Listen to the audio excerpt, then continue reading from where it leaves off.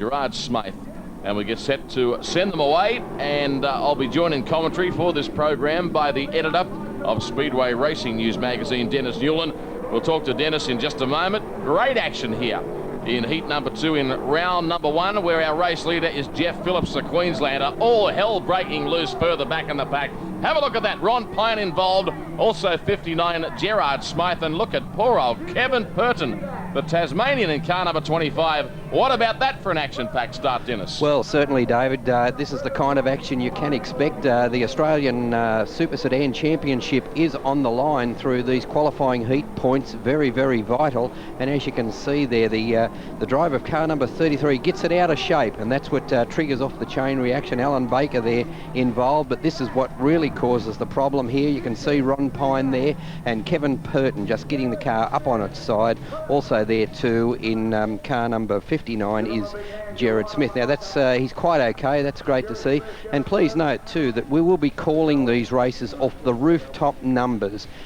With such a high car count, a number of race car numbers actually clash here, so organisers, as per normal with these kind of events, using rooftop numbers as the means of identifying the cars. And that is due to the fact that we've got cars from different states, and it's a little bit crazy that you can have a Queensland car number 3 in the same race as a Victorian car number 3, for example, and as a result the rooftop numbers used to identify the differences between these cars. As we get them back underway, it's Alan Baker, the race leader, New South Wales-based driver, in car number 3. That's him now, heading on to the main section here of the Rockhampton Showgrounds Speedway. This is the first time we've brought you action from this venue on checkered flag since 1999, when we were last here for the International Speedway Masters Series, the Speedway motorcycle event. And really looking forward to it. A lot of work has been done here by the promoter, Michael Doblo. Brand new concrete safety fence lining the perimeter of the racetrack. And he spent a small fortune and thoroughly deserves the opportunity of running this prestige event. Yes, David, full marks to Michael Doblo for the effort he has put in refurbishing the Rockhampton Speedway, and he certainly has deserved a good crowd in tonight for the opening round of heats. Big car count, so it certainly augurs well for a great Australian Saloon Car Federation sanctioned National Super Sedan Championship. Chris Albert runs second. That's him in the orange car. Number 77, the Queenslander. Behind him is Jeff Phillips in 33, who really was the cause of the mayhem. When we got them underway initially in this race, he slipped back a long way from the lead now. I'll tell you what, this guy is worth watching. He is no slouch, Baker. Expect him to be there when the big guns are blazing in the main event to decide the 2001 Australian National Champion. Now, I've got to tell you, folks, for V8 fans, you're going to enjoy this because we're going to be bringing you this national title over a 3-week period. There are that many races to get through. We can't possibly fit it into a 1-hour show, Dennis. Yes, that's fabulous news for sedan racing fans. As we watch Alan Baker really getting on with the job here, doing it nicely out in front. This Rockhampton Showgrounds Speedway, almost circular, and one of the real traditional events, been around the scene for many, many years, tracing right back to the 50s at this very venue. And as I said earlier, I think some of the action you'll be seeing over the next 3 weeks here on Checkered Flag be some superb super sedan action, a very high car count for this National Championship event. Now we've got third, closing up on second, and we cut back to our race leader. Just listen to the tyres squealing. That shot, not really the one to use as an example. You'll hear it in the background behind the engines and our voice. That's because the track has gone slick already down on the low line. Listen to that. You can hear them squealing because the bottom part of the racetrack has already turned to concrete. And what will happen is undoubtedly the track will be worked on throughout the course of the night. And you will find that this racing strip in Rockhampton, which is predominantly an oval, a turning oval with really no straights in it, will provide some excellent racing. Oh, it certainly will, David. There's no doubt about that. Actually, during the practice sessions, a number of the drivers were caught out with their setups and have made significant changes prior to the commencement of heat racing tonight. And now that the track is going pretty slick and hard, as you watch the top 3 there, Alan Baker from New South Wales taking the win. Chris Albert, driving Queensland 77, was officially placed second. Coming in third was Jeff Phillips. Now heat 3 of round 1, Brims, Garrett, Bagorski, Pine, Moss, Chris Eade, Rob Bird and Tony Barclamore. Really true national representation. That's the starting lineup for you. So in this event, it's Ian Brims in the predominantly yellow car, starting on pole position. Good crowd in tonight for the opening stanza of this national championship. There'll be an even bigger crowd here tomorrow night. It's being conducted in very good weather conditions. The other thing that makes this track a little unique is, Dennis, the start line is actually on the back straight. So they now come onto the back section to complete lap number 1. Yeah, that's right, David. It is quite unique here at Rockhampton Showground as we watch Ian Brims coming down the main section of the course here.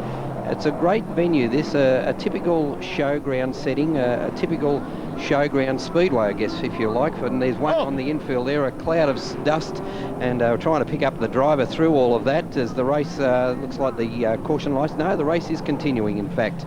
Well, no, I think the amber cautions are on now. Well, good luck trying to ascertain which driver that is that's lost it in that cloud of dust. I can't see anything. Never mind.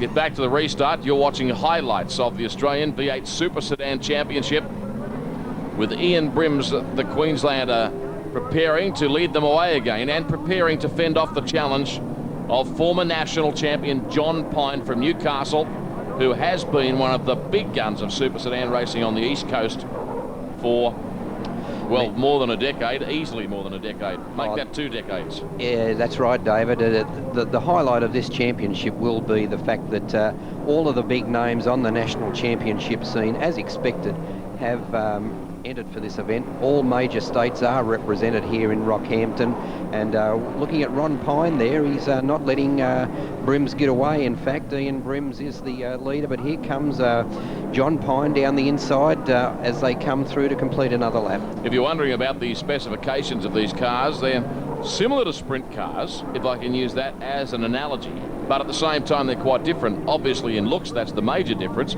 These cars run 366 cubic inch engines. Sprint cars run 372 cubic inch engines. But very similar running gear. The front end of the cars are quite disposable in terms of the fact you can unbolt the front clip and replace a front end very easily. They run quick change rear ends, as is the case with sprint cars. Have a look at John Pine. He's nailed our race leader, Ian Brims. So Brims won't be all that happy about that in car number 76. Yeah, these cars cost big bucks. They're producing in excess of 600 horsepower. The top runners spending well in excess of 50 grand just on their engines. Another look. Well, John Pine just trying a little bit too hard there, David. He was really pressing there. This is where he just gets a little bit over anxious going into that bottom turn. Comes up onto the inside of Brims, and the cars come together there, and really no serious damage done there, no harm done. And officials now will restart this field with Brims and, of course, Pine now at the back of the field. Dare I say, that happened due to the fact that the racetrack is so one line and so slick at this early stage. You can see John Pine there up top trying to find something. There's nothing at this stage, and he just got too impatient with this follow the leader racing. I'm sure they'll fix the track and we'll see much better racing ahead. At the moment, they're not racing. They're just nose to tail, doing their best to accumulate points. Well, there's no doubt so early in the night it has developed into a one-lane racetrack, but this is not affecting the race leader Ian Brims. Pressure being applied though, but with the track the way it is, I think you can safely say that he has this race pretty well in its keeping. Not too many more laps remaining. The black car running second, being driven by the Tasmanian Michael Bagorski. Car number 17. The Tasmanians have always been very strong in sedan racing. Chris Eade runs third on the circuit in car number 13. That particular machine is a 1998 Chevrolet Corvette. As still Brims leading there down to the main section on the virtually the main section of the course here. Coming onto the main showground side of the track, and still Brims leading, and not too many more laps remaining. Brims doing it very gingerly out in front. The track not offering anything, as we've already said, on the final lap now. It's all about self-preservation at the moment, Dennis. They just want to keep it straight and away from the concrete wall. The Tasmanian gave their race leader one heck of a scare there. Our leader, Brims, running a 1992 Chevrolet Camaro. So the Brisbane-based driver takes the checkered flag in Heat 3. Second was Bagorski, the Tasmanian. And third was Chris Eade in the Corvette, who did a pretty good job in the end. John Pine will be the one that's particularly unhappy. He was running second for sure, caused the incident and was relegated, was unable to go anywhere from there. So we continue with round one in the Australian V8 Super Sedan Championship. This is heat number 4. Peter Logue, Lindsay Hawkins, a legend in Queensland. Mick Nicole, Aaron Mee, John Sheehan, Tanya Smith, Darren Kane and Craig Vosbergen. That's the field of the battle here. It's an absolute beauty. It is a good field, David. This will be a great this one, and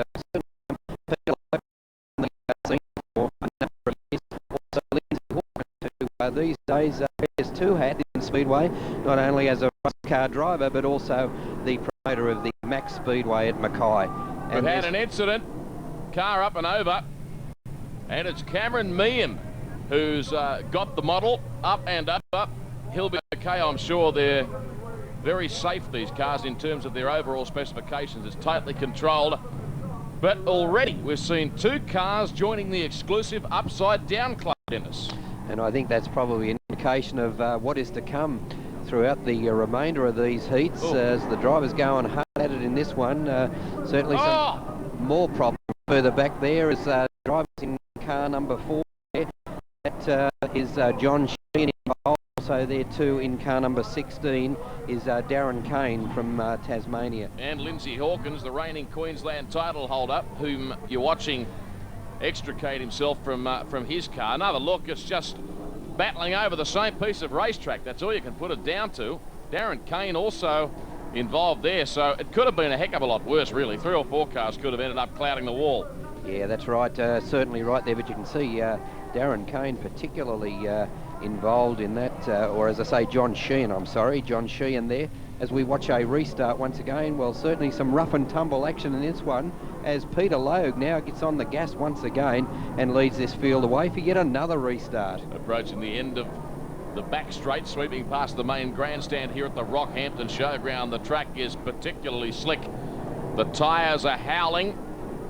This has been an action-packed meeting, not short of incidents, let me tell you. And as Dennis just said, I do suspect there's more of that to come. We're showing you all of the action from this, the V8 Super Sedan National Championship, and you'll see it over the next 3 weeks on C7 Sport. There are so many races to bring you. Running in second spot there, David, is Mick Nicola. Mick Nicola, a former national Super Sedan champion, multi-Victorian champion, and one of the gun drivers on the national trail. Dominated the Apple Isle event, the Cascade Apple Isle event in Tasmania in more recent years, and really well performed, and he's running in second spot on the racetrack. The man out in front is the driver with rooftop number 26, Peter Logue. And Logue himself, a former national champion, picking up the title in the 1996-97 season. That event held at the Northline Speedway in the Northern Territory. If you're wondering rather who the defending champion is, it's Ron Pine from Newcastle, who's won the last 2 on the trot. That's right, so he's set to create his own piece of history this weekend in Rockhampton by becoming a 3 times national champion, or consecutive national champion, I should say, picking up the hat trick. But still Peter Logue leading there, doing it nicely. And of course the history of this Australian Championship, the Australian Saloon Car Federation sanctioned Australian Championship. Oh, Nicola has spun infielder. Sorry, Dennis, he's kept the engine fired up. He's lit up the back wheels, mowed the lawn on the infield, and rejoins the race. He just got it sideways. There's no traction there. Well, that's what I was going to say, David. Absolutely nothing to offer at all out of the track. We certainly are not meaning to criticise the curator here, but this racetrack has... They've got it wrong at the moment, and there's Tanya Smith hammering Mick Nicole into the side door. Car number 9, Tanya Smith, the little lady racer from Lismore, Northern Rivers region of New South Wales. That's her tucked into second place. Let me tell you, she's absolutely no slouch behind the wheel. No, certainly not Tanya Smith. She's doing really well with the performance in this particular heat, running in second spot to Peter Logue. Of course, Tanya Smith has a strong involvement with the Rocket race cars in the US. Her and her husband, sedan fabricator and chassis builder Danny Smith, putting together always competitive race cars. Well, they're doing a pretty good job out here, these drivers, as Logue continues to lead this event in the Penrite entry, the veteran Victorian campaigner. It is really not racing, it is nose to tail stuff. The track curators will take some action shortly, and at the end of the round you'll find, which is will eventuate after one more heat. We've got heat 5 in round 1 coming up next. They'll do a track grade, and that will make things infinitely more racy for these drivers. Yeah, David, still Peter Logue leading. Tanya Smith applying the pressure there, and I think it's now Darren Kane holding down the third spot on the racetrack. In fact, Tanya Smith has a look on the inside there as they go past the big grandstand here at the Rockhampton Showgrounds Speedway. Peter Logue, without taking any risk, just keeping it nice and neat. But here comes Tanya once again, but Peter Logue has everything safely under control. Peter Logue, a veteran at age 51, hails from Morwell in Victoria, his home track Rosedale. He's been racing now for 23 years, and he started racing a mini minor, as was the case with so many drivers of that vintage. That's right, David, as Peter Logue goes on now to take the win. Tanya Smith coming home in second spot. Third man across the line was Darren Kane in car number 16. Good crowd in tonight. Great to have you with us. Director for the Australian Saloon Car Federation. Now heat 5. This is the final heat in round 1 of the qualifiers. Bill Miller, Nick Girdleston, Des Corner, Ross Brims, Nathan Wilson, John Leslight, Terry Reckerstein, Paddy Ward and Peter Ayler. It's happening again. I've just read the field for you, and all hell breaks loose for the third time tonight so far. Plenty of carnage, David, as we watch the field coming around for the start. Bill Miller on the pole position, and that's where the problem starts straight away. I think Nick Girdleston was the driver, a bit slow out of the blocks, and that set off a chain reaction behind. Yeah, I've mentioned a couple of times during our telecast how slick the track has gone. You can see it's very black down there, down low on the circuit. It's causing a real problem for them at the moment. It's a dead set one-line racetrack. They're nose to tail. They will fix it, though, at the completion of this heat, you'll find. Bill Miller is the leader in the Blair Athol entry. Now, this guy hails from South Australia and absolutely dominates racing in that part of the world, particularly around the Sunline Speedway region and similar venues. He's really impeccably credentialed. Oh, he certainly is, David, as we watch the Kumo Tyres team cars there of Nick Girdleston and Des Cord, and now John Leslight up on the inside there. This is going to be a good heat race for the minor placings, as Bill Miller, well clear at this stage, has a good advantage in this early part of this particular heat. But the battle for the minor placings, there's Bill Miller on camera at the present time. And you're right, David, he is a man with a pretty impressive race record and won most of the major events in South Australia. As we look at John Leslight here going to work on Des Corn, Nick Girdleston in second spot at the present time, but Bill Miller doing it easily out in front.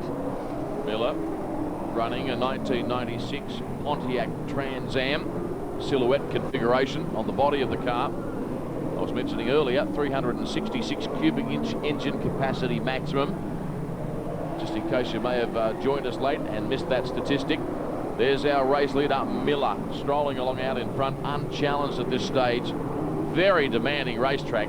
Stick with us, folks. Show some patience. The organisers will grade the track shortly, and the racing standard will lift quite dramatically, you'll find. Love the way these Chevys sing as they negotiate Rockhampton Showgrounds. Sorry, Dennis. Yeah, you're right, Dave. Bill Miller, he's been running Speedway for 19 years. In fact, started his career driving Formula 500s. And his hometown is Kilbourne in South Australia.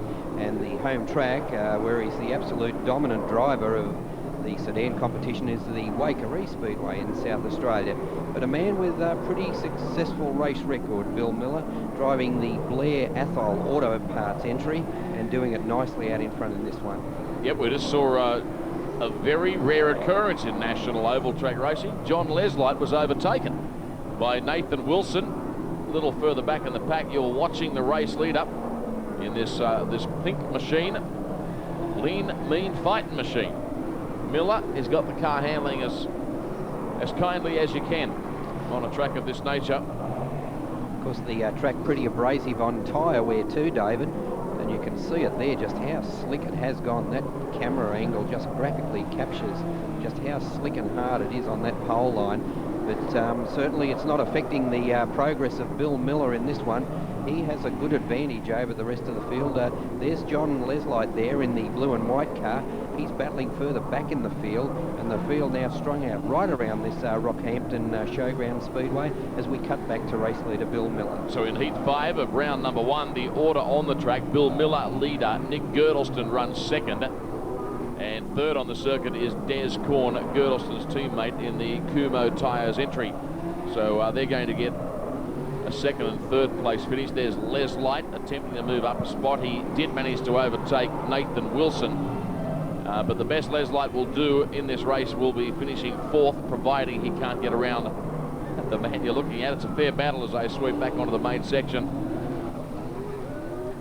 All right, John Pine's one of the big name drivers in this event. We caught up with him. Yeah, we'll try and put a stop to that. What's the Australian V8 Super Sedan Championship for 2001?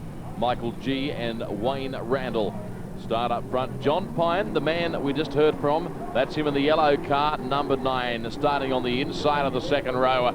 As we get them underway, there's been some work done on the racetrack. We should see some different racing lines now, Dennis. Oh, we will indeed, David, and certainly the man quickly into stride there is Michael G. But have a look at this freight train behind them. Involved there is Ron Pine and Larry Nelson also there too in the number 49 car as the field comes through down the main section of the course once again. And car in front is a Ford Taurus, car number 11. And Michael G really getting on with the job there, looking good. And the track much better now, and certainly some room to move on the racetrack, which is what these drivers have really been crying out for. Oh, yeah, I mean, there's an old saying in oval track racing, you can't expect the drivers to perform on a corrugated iron roof, perform a ballet, I mean, on a corrugated iron roof. Track's a lot better now. They're lapping the place much quicker, leaning on each other. They got it sideways. That's more what V8 Super Sedan racing's all about. Here's Pine now starting to close on our race lead up. Michael G, very experienced campaigner though, man in front in the Weatherall Smash entry. He won't be very easy to overtake. No, he certainly won't, David. There's Larry Nelson, also Wayne Randall driving the Ian Botcher race entry there, heading up underneath Larry Nelson once again, but there's Ron Pine and the race leader Michael G looking just so good out in front. Got the car really hooking up. Larry Nelson, interestingly enough, there he is now, former promoter of the Rockhampton Showgrounds Speedway, knows his way around this place. He's done more laps here than anybody else, even if it was on the grader preparing the track. Oh, but he's won a lot of big money, V8 Super Sedan races here too. Well, Larry Nelson has had some major shows here, national championship events. In fact, the 1989 Australian Speed Car Championship was run here at this venue under the promotion of Larry Nelson. There's Ron Pine and Wayne Randall also giving plenty of pressure now to John Pine as they come down the back section of the course once again. Yeah, Wayne Randall is the driver in the Ian Botcher race parts entry, running third. Ian Botcher, a big mover and shaker in national sedan racing. One of the biggest sponsors, has a race parts operation based in Brisbane. That's his car, the white one. And Randall knows how to get the job done. Don't worry about that. In fact, John Pine is holding him up. Well, he's certainly taking the race right up to Pine there. And Randall, been around the sedan scene for many years, a very, very experienced campaigner as we cut back to Michael G once again, having a good job, doing a good job out in front. And David, the history of this Australian Championship going right back to 1971, in fact, in October 1971. We'll talk more about the history of this championship as the drivers set off on their final lap of this heat. Look at the pressure being applied by Randall on John Pine. Give him a racetrack to play on. The tempo of the show increases dramatically. G takes the checkered flag in heat 1, round number 2. Second to the checker was John Pine, and third Wayne Randall, who was really making a bold charge. Definitely the quicker of the two drivers. He just couldn't find a way past. Heat 2, round 2, Baker, Garrett, Albert, Eade, Fishburne. Cameron Meehan returns after getting the model turned upside down in his opening attempt tonight, and Des Corn as well. And Peter Garrett in this one too. Alan Baker is there as well as the field sorts themselves out.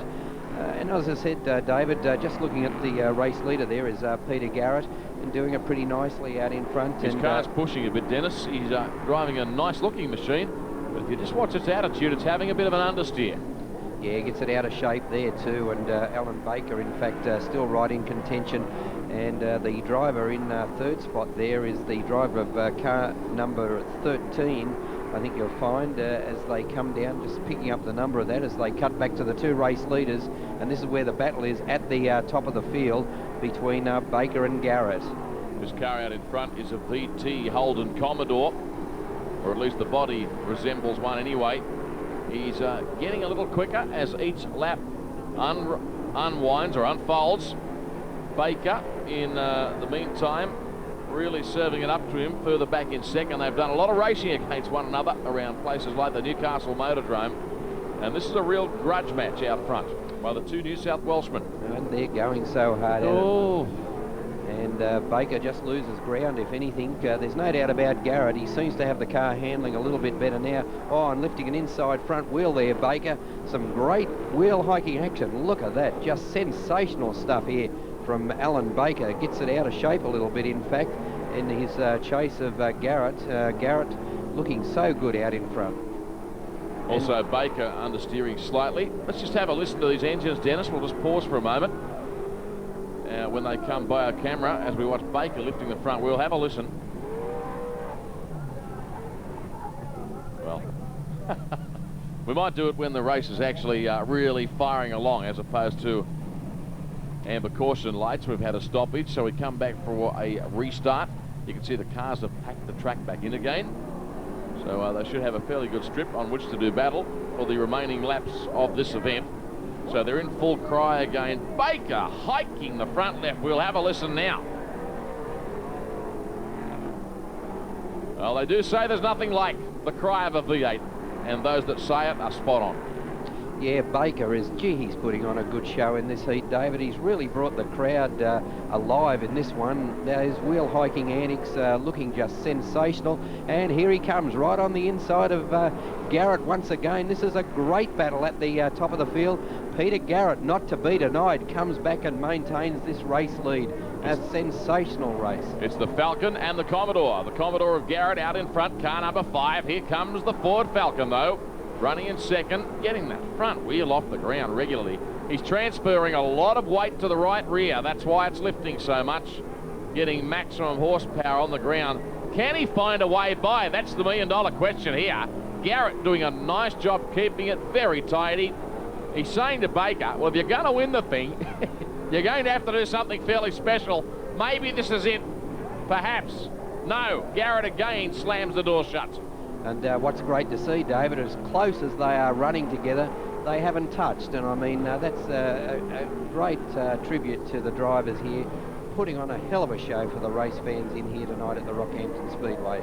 Here's Baker again, serving it up to Garrett, but they're going to see the checkered flag flying now. And Garrett will be a relieved man. He thought, I'm never going to get there. Baker second, Chris Eade was third. So Eade picking up his second consecutive third in the 1998 Chevrolet Corvette.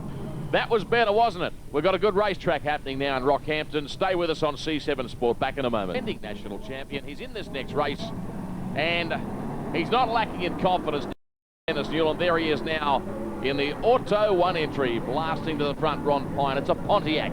No, he is not lacking in confidence, and you can see why, David, as he's already clearing away in this heat. Look at him go. Just sensational stuff there from Ron Pine, the man that has won national championships as far and wide as Western Australia in the long history of this championship event, which was held for the first time during the 1971-72 summer racing season at the former Trail East Speedway in Canberra, and was taken out by Victorian Kevin Dalton.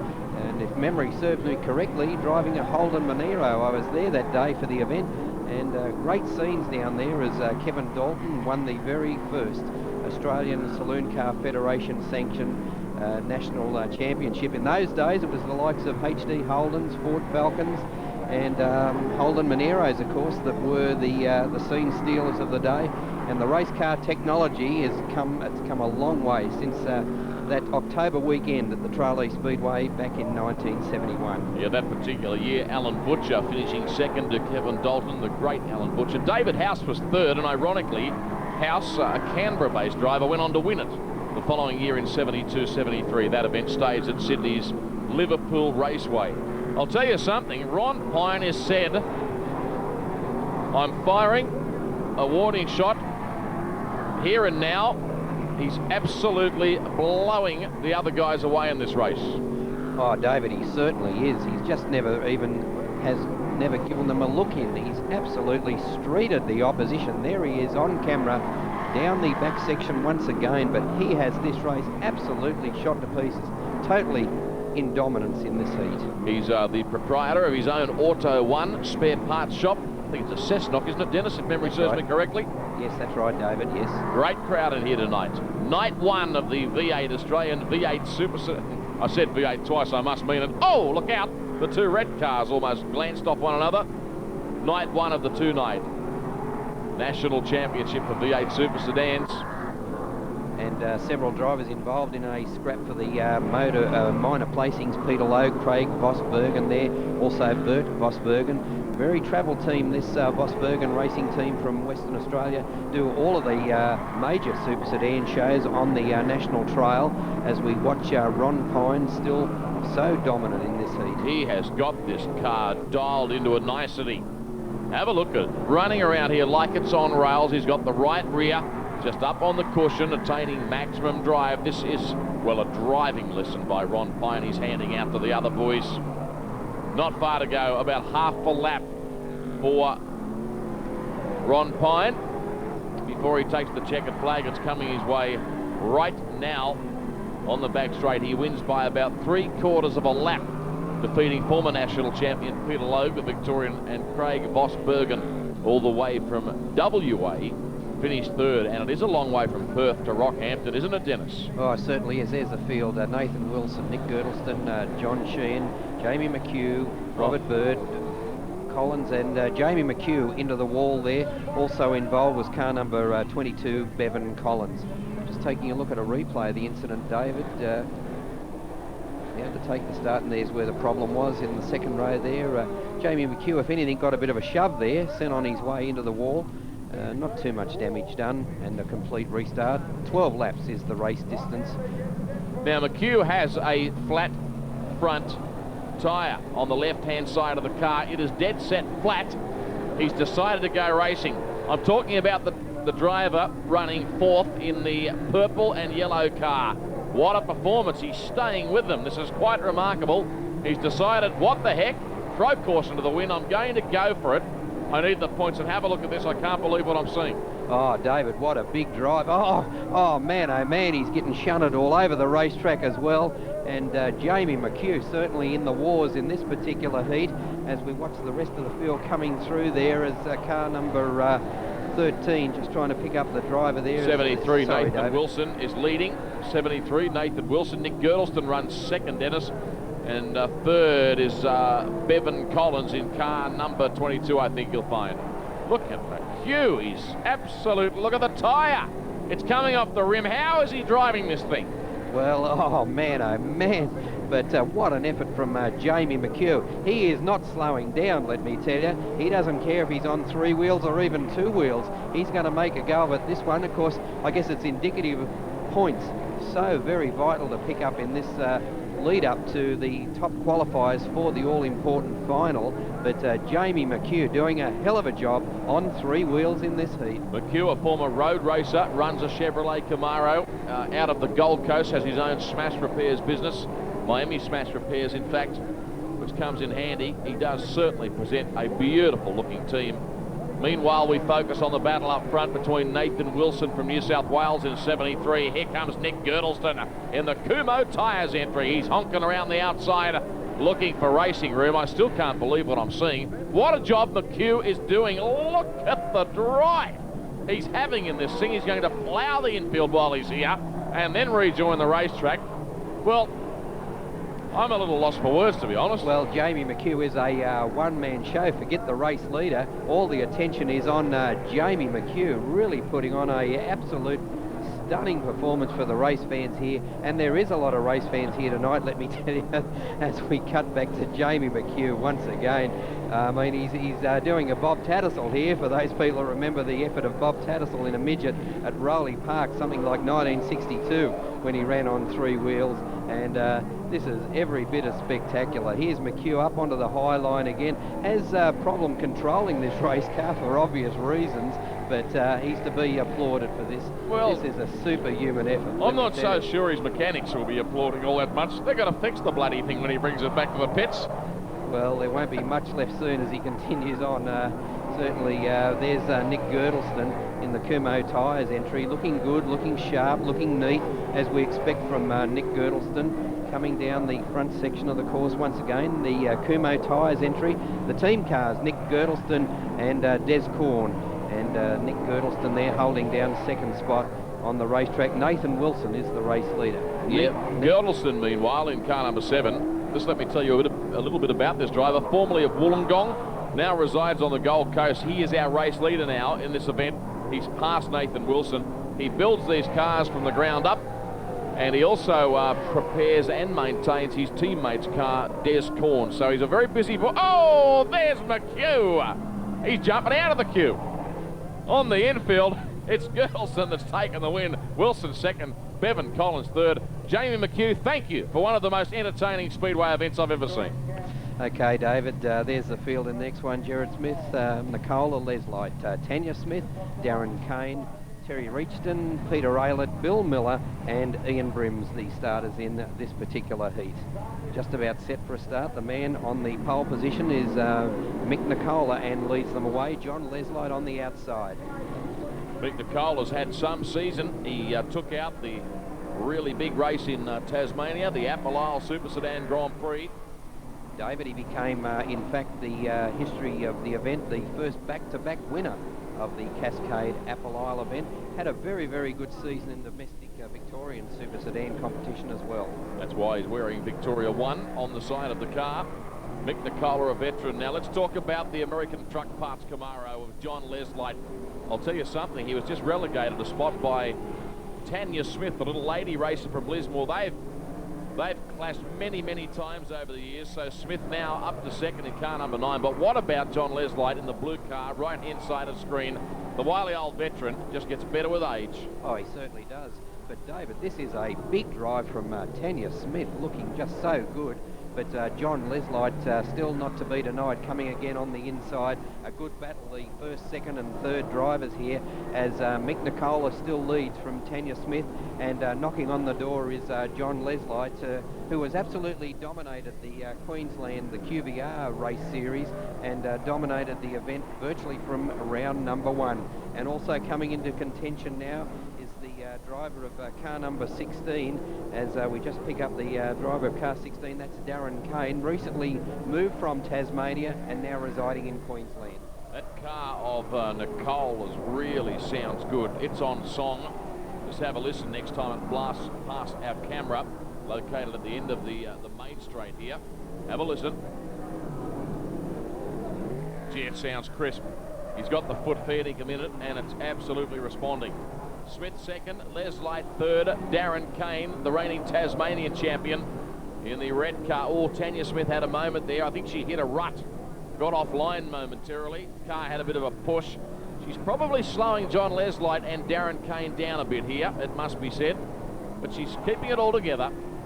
David, Tanya Smith does have a little bit of work to do here. Two of the most experienced Super Sedan campaigners. Leslight now moving up on the inside as we cut back to race leader Mick Nicola. Gets a little out of shape there, has a moment, but continues on in the race lead. Meantime, second, third and fourth continue. It's an intense battle. Here's Leslight switching to the outside of the racetrack. Didn't think it'd take too long for him. And Darren Kane sits back having a look at it all. So Leslight has jumped up one spot, relegates Tanya Smith back a little further on the racetrack, and she's now got a hands full with the Tasmanian Darren Kane. Well, as you can see, David, the track now starting to go really hard and slick once again, as these V8 Super Sedans ground pound the Rockhampton Showground. but Mick Nicola looking just so good, so neat out in front, and has a good break now over the rest of the field. But the little lady that's got her hands full is Tanya Smith, as Mick Nicola now sets off on his final lap of the Rockhampton Showground. A good win coming up for Mick Nicola, the Victorian Super Sedan champion, as they come through to take the checkered flag. There's the race winner. Mick Nicola did a fabulous job right from the outset of the event. John Leslight got up into second spot there after a great scrap with the third place getter in that heat, Tanya Smith from New South Wales. I think Nicola would be pleased, Dennis, that's over, because the car was going off the last few laps, really having a big push, but then again, so is the track. It's becoming very slick again. They've done some work, so it should look better now for Heat 1 as we approach round 3 of qualifying heats. You're watching the Australian V8 Super Sedan Championship from Rockhampton Showground in beautiful Queensland. It's a program that you're going to be seeing, or an event you're going to be seeing over the next 3 weeks on Checkered Flag. We've got a stack of racing, you won't miss a thing. And John Pine getting on with the job there. Also moving through quickly is the driver of just picking up the third place getter there. It looks like the second runner, Chris Eade, holding down second spot on the racetrack. But out in front, the former multinational Super Sedan champion, John Pine. And it's interesting to note too, David, the history of this event. In the inaugural years, of course, it was just sedans like, and there's problems further back in the field. One bringing on the yellow lights, that's car number 4. And car number 4, just picking John Sheehan is the driver there as the restart commences once again. And the man to lead them away is John Pine. You're about to talk about the history of the race? Yes, David, with the way it's evolved over the years in the Super Sedan concept of oval track speedway sedan racing came into vogue, and the first national championship for Super Sedans was held during the 1983-84 season, and that was at Adelaide's Speedway Park, and taken out by Chris Blunden, in fact, from South Australia. It was a South Australian 1-2 with Chris Blunden taking the win, Steve Stewart coming in second, and Gary Chippendale was third man across the line. Of course, Gary Chippendale these days runs sprint cars. Yes, and we've seen him figuring prominently in the Auto Pro Series out of Victoria. Gee, this is a good race, isn't it? They're going gangbusters here at the Rockhampton Showground in Heat 1, round number 3. This is real door handle to door handle stuff. Here's Lindsay Hawkins, I think you'll find too. Indeed it is, arriving on the scene in car number 14. Well, Lindsay Hawkins is quite a peddler as we watch this scrap here, cutting back now to the race leader, John Pine. He's having a pretty easy run there at the top of the field, but of course the interest further back in the great scrap for second, third and fourth. John Pine, a very, very experienced man, gets a little out of line there, corrects it and gets back on the throttle once again, down onto that fast line, down onto the pole line here at Rockhampton, and a very, very experienced campaigner is John Pine. Craig Boss Bergen is making good progress in this race, battling with Ian Brims and Lindsay Hawkins. There's Boss Bergen now in the predominantly red car, nicely turned out machine. So Brims about 10 metres in arrears now, with his hands full as he challenges Lindsay Hawkins. Now Hawkins, correct me if I'm wrong, I think he's won 6 Queensland titles. He's certainly the current Queensland champion. Yes, he's absolutely dominated the Queensland Super Sedan Championship over more recent years, David. And as I said earlier in the show, these days wears 2 hats as the promoter of the Max Speedway at Mackay, and doing a good job too as a promoter. So he's certainly got his hands full wearing 2 hats and doing a good job in this heat. This is the final heat on today's program. Make sure you join us again next week on Checkered Flag for part 2 in our exclusive coverage of the Australian V8 Super Sedan Championship. John Pine has taken a very easy victory. Peter Garrett has clouted the wall meantime in car number 5. So they've declared this on the last lap. And as you look at the crowd in the grandstand, or part of it, we'll recap. It was Pine, Boss Bergen, and for this particular race, Fishburn, Boss Bergen, Alit, Logue, Childs G, and Michael Bazorski. A section of the crowd, and we get them underway. Best to begin on this occasion was Voss Bergen in the predominantly red car, and beside me in commentary once again the editor of Speedway Racing News magazine, Dennis Newland. Oh, thank you, David. It's great to see such a big crowd here. Great sedan racing coming away as we watch Bert Voss Bergen there, one of the most experienced campaigners on the National Trail, lifting that inside front wheel as he's chased hard by Peter Logue. Logue out of Victoria, running strongly in second place. Third, further back in the pack, I think you'll find is Michael G. Now, we saw varying racetrack conditions here in the opening stanza of the National Championship on night one, which we presented for you on Checkered Flag last week. It was a very slick track, as once again we watched Peter Logue with a block-busting charge on the inside of Bert Voss Bergen. Tonight the track looks to be a little hookier, Dennis. In fact, one or two ruts appearing out there already. Yeah, that's right, David. I was just going to say that, make mention of the fact that the track is hooky and drivey as we watch the rest of these cars coming through, but the interest is at the top of the field in this great scrap here. Bert Voss Bergen doing a great job out in front. Peter Logue not giving up the chase in second. Peter Logue been around the race scene for something like 23 years and comes out of his club track is Rosedale in Victoria, and he started racing sedans in a Mini Cooper, and that's a far cry from what he's driving here tonight. A spectacular shot there of Peter Logue giving chase to the race leader, Bert Voss Bergen. Indeed, Voss Bergen from Perth in Western Australia really got the car handling this rather tricky Rockhampton track superbly in this particular heat. Heat 2 in round 3. There's a million races on the program to determine the 2001 Australian V8 Super Sedan champion. That's why we're bringing it to you over a 3-week period here on Checkered Flag. Love that shot when they sweep by the main grandstand on the western side of the venue. But there's the West Australian in full flight. Oh, he's doing a great job, Dave, lifting that inside front wheel, really putting on a great show for the fans here tonight. Peter Logue dropped off the pace a little bit, and now Michael G really coming into contention there and putting plenty of pressure on Peter Logue. But there's Bert Voss Bergen, as I said earlier, one of the most experienced super sedan drivers on the Australian circuit. One runs all of the major shows, not only on the West Coast, but throughout Australia, and having towed into Rockhampton for the Australian Super Sedan Championship. There's Michael G putting plenty of pressure on Peter Logue. Peter Logue in second spot, and here's Bert Voss Bergen now coming up to lap one of the slower cars there as they come through down into the main section of the course once again. That slower car is Jack Childs. They're only separated by 1.5 meters.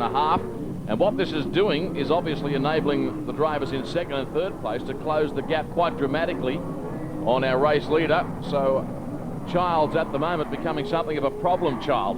Here's G trying to sweep by on the outside of our second place driver Peter Logue, and that shot graphically illustrates what I was just saying. They are starting to pack up quite dramatically here with about half a lap to negotiate. Gee, there's some slower cars ambling around out there at the moment. I know they're all entitled to be here for their chance at qualification, but fair dinkum, their mobile chicanes. Have a look at that with you. Childs almost brought Bert Voss Bergen undone. Long way to come from Western Australia for that to happen to you, isn't it? Voss Bergen got there. Logue G was third. Look at that crowd. And here's the replay of the final stages. Well, David, as you said, everyone's entitled to be here, but oh, look at this, causing no end of dramas there to Bert Voss Bergen, up onto the edge of the track and gets out of shape, but continues on to take the victory, and a good victory indeed going out to Bert Voss Bergen. Good venue this, the Rockhampton Showground. It has produced some magnificent oval track events over the years. Heat 3, Round 3, Albert, Smith, Rickstein, Kane, Collins, Meehan, Corner, Pine and Baker. Gee, there's some big name super sedan drivers doing battle in this event. And the little lady racer Tanya Smith in the Rocket Race Cars entry takes the lead. Here's a pile up on the top turn. Cars 16 and 12 and, involved. Yes, drivers just involved in that accident there. A complete restart once again. 12 laps is the race distance, and the field sets off on their journey once again. Tanya Smith making the best of the start there as they come down in this front of this packed grandstand. Cars involved in that melee before were Darren Kane and Cameron Meehan. They've both restarted the race, but at the back of the pack. And Tanya Smith opening up a really well-controlled slide there down this main section of the course once again. Tanya Smith, a really competitive driver these days. Of course, her husband is Danny Smith, well-known chassis builder in the super sedan and the late model race car industry. And of course, they have strong ties with the American Rocket Race Cars organisation. There's Alan Baker looking for a way through on the inside there of Des Korn running the Kumo Tyres entry. And car number 3, Alan Baker, moving through and moving further through the field. Tanya Smith, car 9 on the centre of your screen is your race leader. Doing a nice job hugging the low line in pursuit of the checkered flag on this occasion. Fairly big gap back to our second place driver and even further back to the third place runner at the moment in car number 77, Chris Albert. There's Smith and has a big understeer there. The car pushes chronically, was heading towards the concrete wall, but she was able to gather it in and save the day, Dennis. Yeah, that's right, Dave. Yeah, Tanya Smith doing a really good job there. There's Des Korn getting his car out of shape, but continuing on in the event. But Tanya Smith, not to be denied. Alan Baker in the number 3 car going through there as they move down the back section once again, and it's Alan Baker looking good. Des Korn also there running in contention as this pack field comes down this main section of the course at the Rockhampton Showgrounds Speedway, one of the great traditional venues, one of the great traditional showground venues on the Australian Speedway Trail. Just caught a glimpse of Darren Kane sitting on the infield there, Dennis, so the Tasmanian champion is not going to complete the journey here in Heat 3 of Round 3. Is Smith under siege from the flying Ron Pine, the defending national champion, up on the inside. He and Tanya Smith come together. They race back onto what is the main section of the racetrack here. Bearing in mind the checkered flag and start line area is actually the back straight. So for consistency, we'll still call the main straight the side where the main grandstand is. Yeah, I think that's easy. That makes life easy, Dave.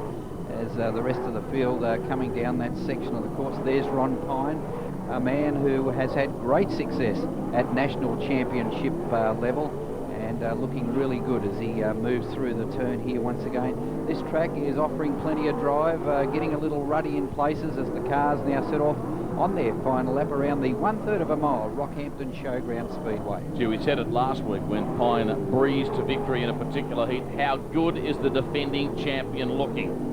The car is working perfectly, and he gets across the line, Ron Pine, but we've just had confirmation through Tanya Smith in car 9 has been awarded the victory, and that's because Pine has been penalised as you look at part of the massive crowd here. Let's take a look. I think it was because he may have used part of the infield to overtake Dennis.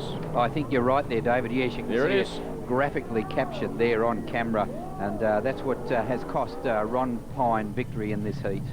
So recapping the top 3. Okay, the placings now: Tanya Smith first, coming in second was Ron Pine, third man across the line was Alan Baker. As we look at Heat 4, Moss, Ward, McHugh, Nelson, Purton, Tompkins, Smith, and also involved here Michael Nicola, who is one of the real heavy hitters of the national super sedan scene, and we are underway yet again. That was a good decision by the officials. I know Ron Pine won't agree with what I'm saying, well, because he's an avid viewer of checkered flag, and when he sees this he won't be happy with me, but he dead set used the infield to overtake. Well, that's right, David. There's Larry Nelson on screen at the present time. Larry Nelson, of course, racetrack promoter, race driver, and a man who promoted successfully here in Rockhampton for a number of years back in the 80s. As the field coming through once again, Jamie McHugh also in this race. Jamie McHugh driving the Miami Smash Repairs entry, car number 23. See, there's cars spread out all over the circuit. Here's McHugh barging up on the inside. I'll tell you something, he almost used the infield there. Had he have got through, if the judges here were fair dinkum, he would have got penalised a spot as well at the end of the race. He's trying to move by on the outside now. There's Larry Nelson out in front. And Larry Nelson doing a pretty good job too. But the big mover and shaker is definitely Jamie McHugh in the number 23 car as we cut back to Larry Nelson hurtling the ruts there that are developing down, particularly in this bottom corner. Jamie McHugh now setting off after Nelson as the rest of the field comes through. Interesting to watch the progress McHugh is making. He has been the big charger. As you've said, there's Michael Nicola, Victorian champion. Further back in the pack, he's making good progress as well. Larry Nelson's car, this Pontiac, Dennis, is not handling overly well. Seems to have plenty of poke in a straight line, but it's all over the place. Yeah, it is washing out pretty noticeably there, David. And of course, with Nelson having handling problems, this now is allowing Jamie McHugh, as you can see, captured Larry Nelson pretty quickly there. Now having a look onto the inside line there. Larry Nelson tries to shut the door on Jamie McHugh, leaves in fact a little bit more room there, and Jamie McHugh now flying on a beautiful inside pass there by Jamie McHugh. Just moves a little bit up track now on Larry Nelson, and Jamie McHugh, the new race leader. McHugh in the Chevrolet Camaro, prepared at McHugh's own Miami Smash Repairs business. On Queensland's Gold Coast, the Pontiac of Larry Nelson has been relegated to second. A slower car doing the right thing with 66 on the side of the machine, letting the faster boys get around the outside of him without any problems. Yeah, that's right. Jamie McHugh now establishing a good break over the rest of the field. Still Larry Nelson there attempting to put a lap on the... Colin Moss, 66. Colin Moss. As McHugh, there he is, doing it nicely out in front of, beautifully prepared, very professional race team, this Jamie McHugh operation, and it's certainly showing out here as he sets off on his final lap around the Rockhampton circuit. He's had a pretty good summer too, Dennis. He picked up the $10,000 to win first place prize money at Rosedale in Victoria in January of this year, so comes to Rockhampton as a legitimate contender for honours in the Australian Championship, and he took victory in that event. And David just capping the placings there. Jamie McHugh first, Larry Nelson coming in second, and third man across the line was Michael Nicola in car number 43. Well, that was a good drive from Michael Nicola. He came from a long way back. The crowd really enjoying the action here at Rockhampton Showground. Hope you are too. Stay with us. Championship, Heat 5 of Round 3. Leslight, Brims, Bird, Barklemore, Miller, Phillips, Girdleston, and Nathan Wilson. What a hot field here.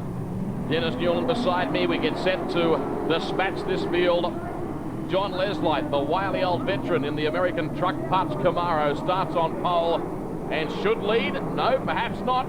A real charger on the outside, Dennis. Yeah, that's right. John Leslight off the front row of any field has got to be obviously the man to beat. There's car number 7 there, and that is Nick Girdleston, the other Kumo Tyres entry in the lineup of cars tonight for the continuation of the heats toward the Australian Super Sedan Championship. But there's the man doing it nicely out in front. That's John Leslight, and a man who's had years of experience on the Super Sedan scene, and before that, the Grand National Sedan era of Australian Speedway Sedan Oval Track Racing. John Leslight, a very, very experienced campaigner. A couple of cars pushing chronically further back in the pack. Girdleston having a bit of a nightmare battle with Bill Miller out of South Australia. There's our race leader though, John Leslight, followed second on the racetrack by Ross Brims. Now we should also mention that we are referring to roof numbers in the commentary for the Australian Super Sedan Championship. There are some numbers conflicting because of the representation from all different states, so organisers ensuring as a point of difference that each competitor carries a roof number as well.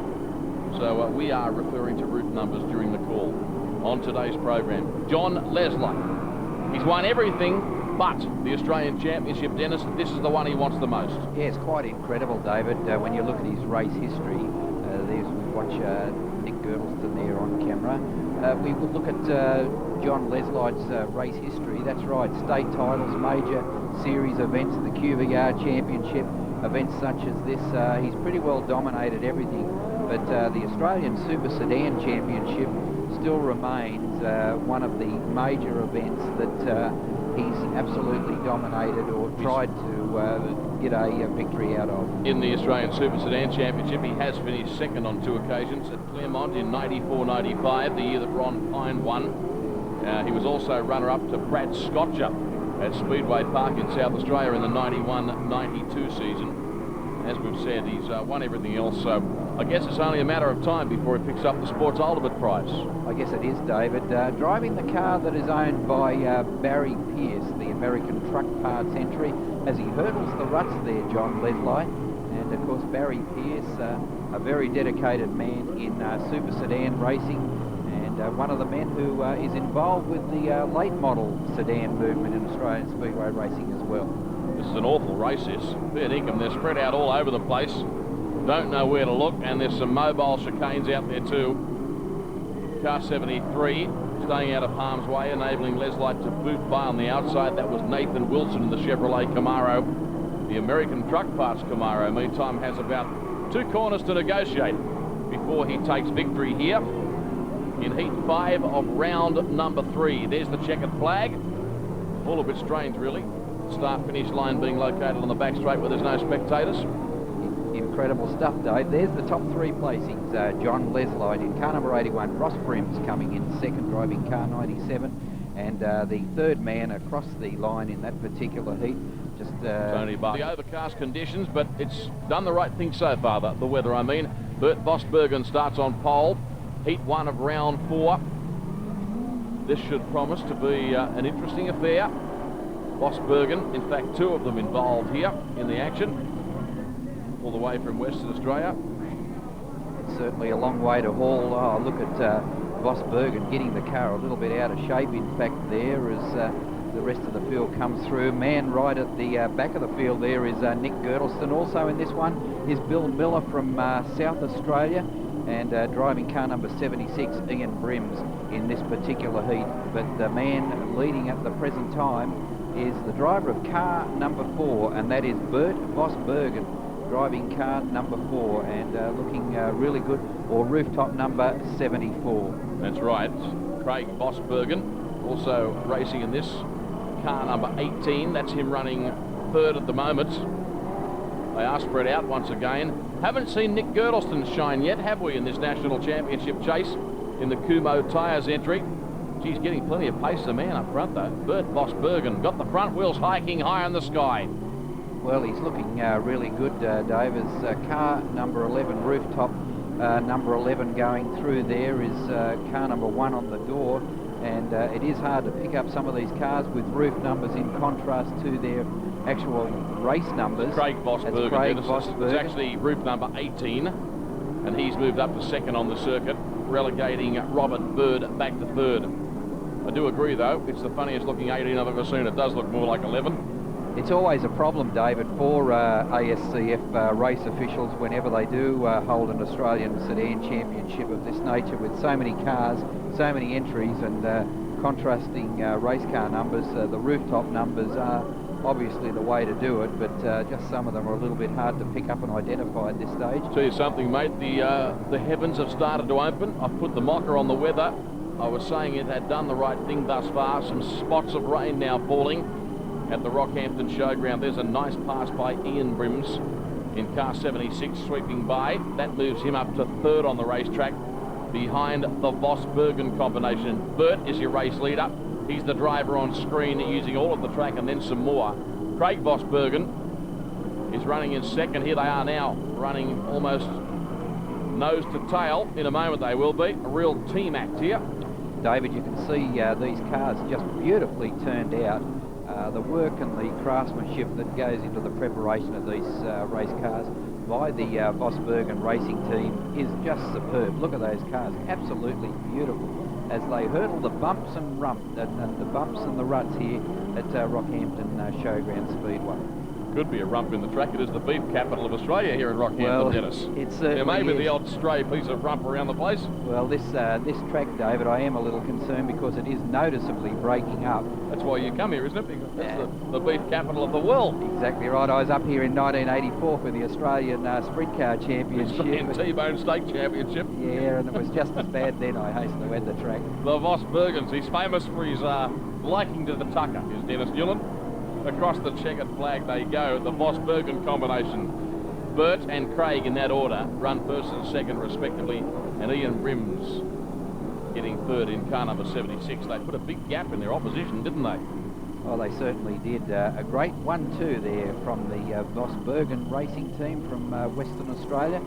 And this is where they set up that dominance in that race as Craig Voss Bergen there going through on the inside of car number 71. That's Robert Bird, or having a look on the inside as the Bird on the low line of the racetrack, and really making a bird of it as car number 76 moves into contention there. That's Ian Brims. Yeah, Brims ultimately finishing third. You're watching the Australian Super Sedan Championship from Rockhampton Showgrounds Speedway. Our cameras turn up right across the country here on C7. Nelson, Richstein, Collins, G, Charles, Hawkins, Randall and Sheehan. They are the 8 drivers. Dennis, I've seen what you eat. How do you maintain such a skinny, athletic posture? Well, I don't know, plenty of exercise, I think, David. Jogging plenty of miles every morning. Nelson on the pole, got away in front. His car doesn't appear to be handling any better than the last time we saw him out on the circuit. They're running in close proximity. Things will start to really hot up now. Desperation will become paramount for these drivers as they desperately attempt to qualify in the top part of the field to contest the pole shuffle and ultimately determine starting positions in the Australian Championship finale. You'll see the pole shuffle and the finale on next week's show. We've got that much heat racing to show you. Look at that, flying around the outside in the Botcher racing entry is Randall. Oh, gee, no place for the faint-hearted out there at the moment, Dennis. No, that's right, David. Wayne Randall driving the Ian Botcher entry there has been involved with Ian Botcher racing for many, many years, driving Mazda RX-7 cars for the Botcher race organisation going right back into the 80s. And Wayne Randall really putting on the pressure in this particular heat. He's probably the quickest driver out there at the moment, Wayne Randall, using plenty of the racetrack. He's an excitement machine behind the wheel of that Botcher racing entry. Well, and that is a Mazda RX-7 body configuration. He certainly is. There's Terry Richardson on the screen at the present time. And Larry Nelson still leading though, and there he is in car number 49, but Michael G is really applying the pressure now to Larry Nelson as they go down the back section of the course once again. Almost totally circular in shape is the Rockhampton Speedway.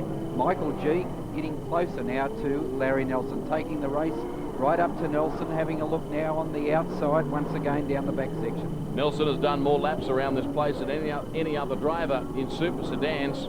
He used to own this speedway. He's opened up a gap on the inside. G looking for racing room.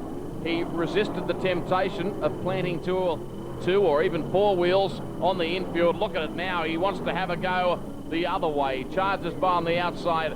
This is more like a high-speed 1,400 horsepower demolition derby.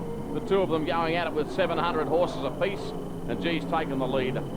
Well, a nice drive. Well, Larry Nelson fought pretty strongly there. Yes, it is indeed some of these heats resembling a demolition derby as Michael G bounces through the turn once again. Still Nelson there running down second spot, holding down second, and now being pressured by Wayne Randall, driver of car number 22, or race car number 2 is Bevan Collins from Queensland. But there's Michael G on camera, looking good and looking almost a certainty to take out this heat. Michael G, a Queenslander. His home track is the Brisbane International Speedway at Archerfield. Drops of rain falling again here at Rockhampton at the moment. Larry Nelson is under heavy pressure to maintain second on the racetrack. Wayne Randall is coming from the clouds, if you'll pardon the pun. Here it is now, the battle for second and third. G has taken the victory in car number 11. Comfortably too in the end. Nelson just lasted long enough to pick up second, and Wayne Randall third in a bold drive. Certainly was. This is where Michael G applied the pressure, plenty of pressure to Larry Nelson. Had a look up onto the high line there, which does offer a little bit of drive, but Nelson gets the car out of shape, comes back again, tries to take the running off Michael G. Are coming together there, as you can see. Plenty of bumping and shoving, but Michael G recovers. People, Kane, Barklemore, Logue, Pine, Garrett, Leslie, Pine and Smith. So Ron and John, the brothers Pine, involved in this event. No love lost when it comes to their racing activities on track. Both national champions. I think they've won 5 between them. Ron 3, John 2. And we're underway. A very talented driver leads this field. Oh, Darren Kane Look at Garrett. Well, that was Into the wall. Something was going to happen there. You could see it. The field were bunching up considerably, and it was inevitable that looks like some damage there to the catch wire fence as Darren Kane brings the race to a halt. But plenty of bumping and shoving leading up to that incident. What about the sparks? Let's have another look at it. He appeared to get offline. Keep your eyes on the extreme right-hand side of the screen, and you'll see that nicely turned out silver car. Whereas I'll tell you, he just turned right for no apparent reason, didn't he? Certainly did, David. Yeah, just taking another look at it here. Just nowhere to go. Just got the car out of shape, straight into the wall. That is one of the most strange incidents I've seen on a speedway oval ever. Okay, he's out of the car.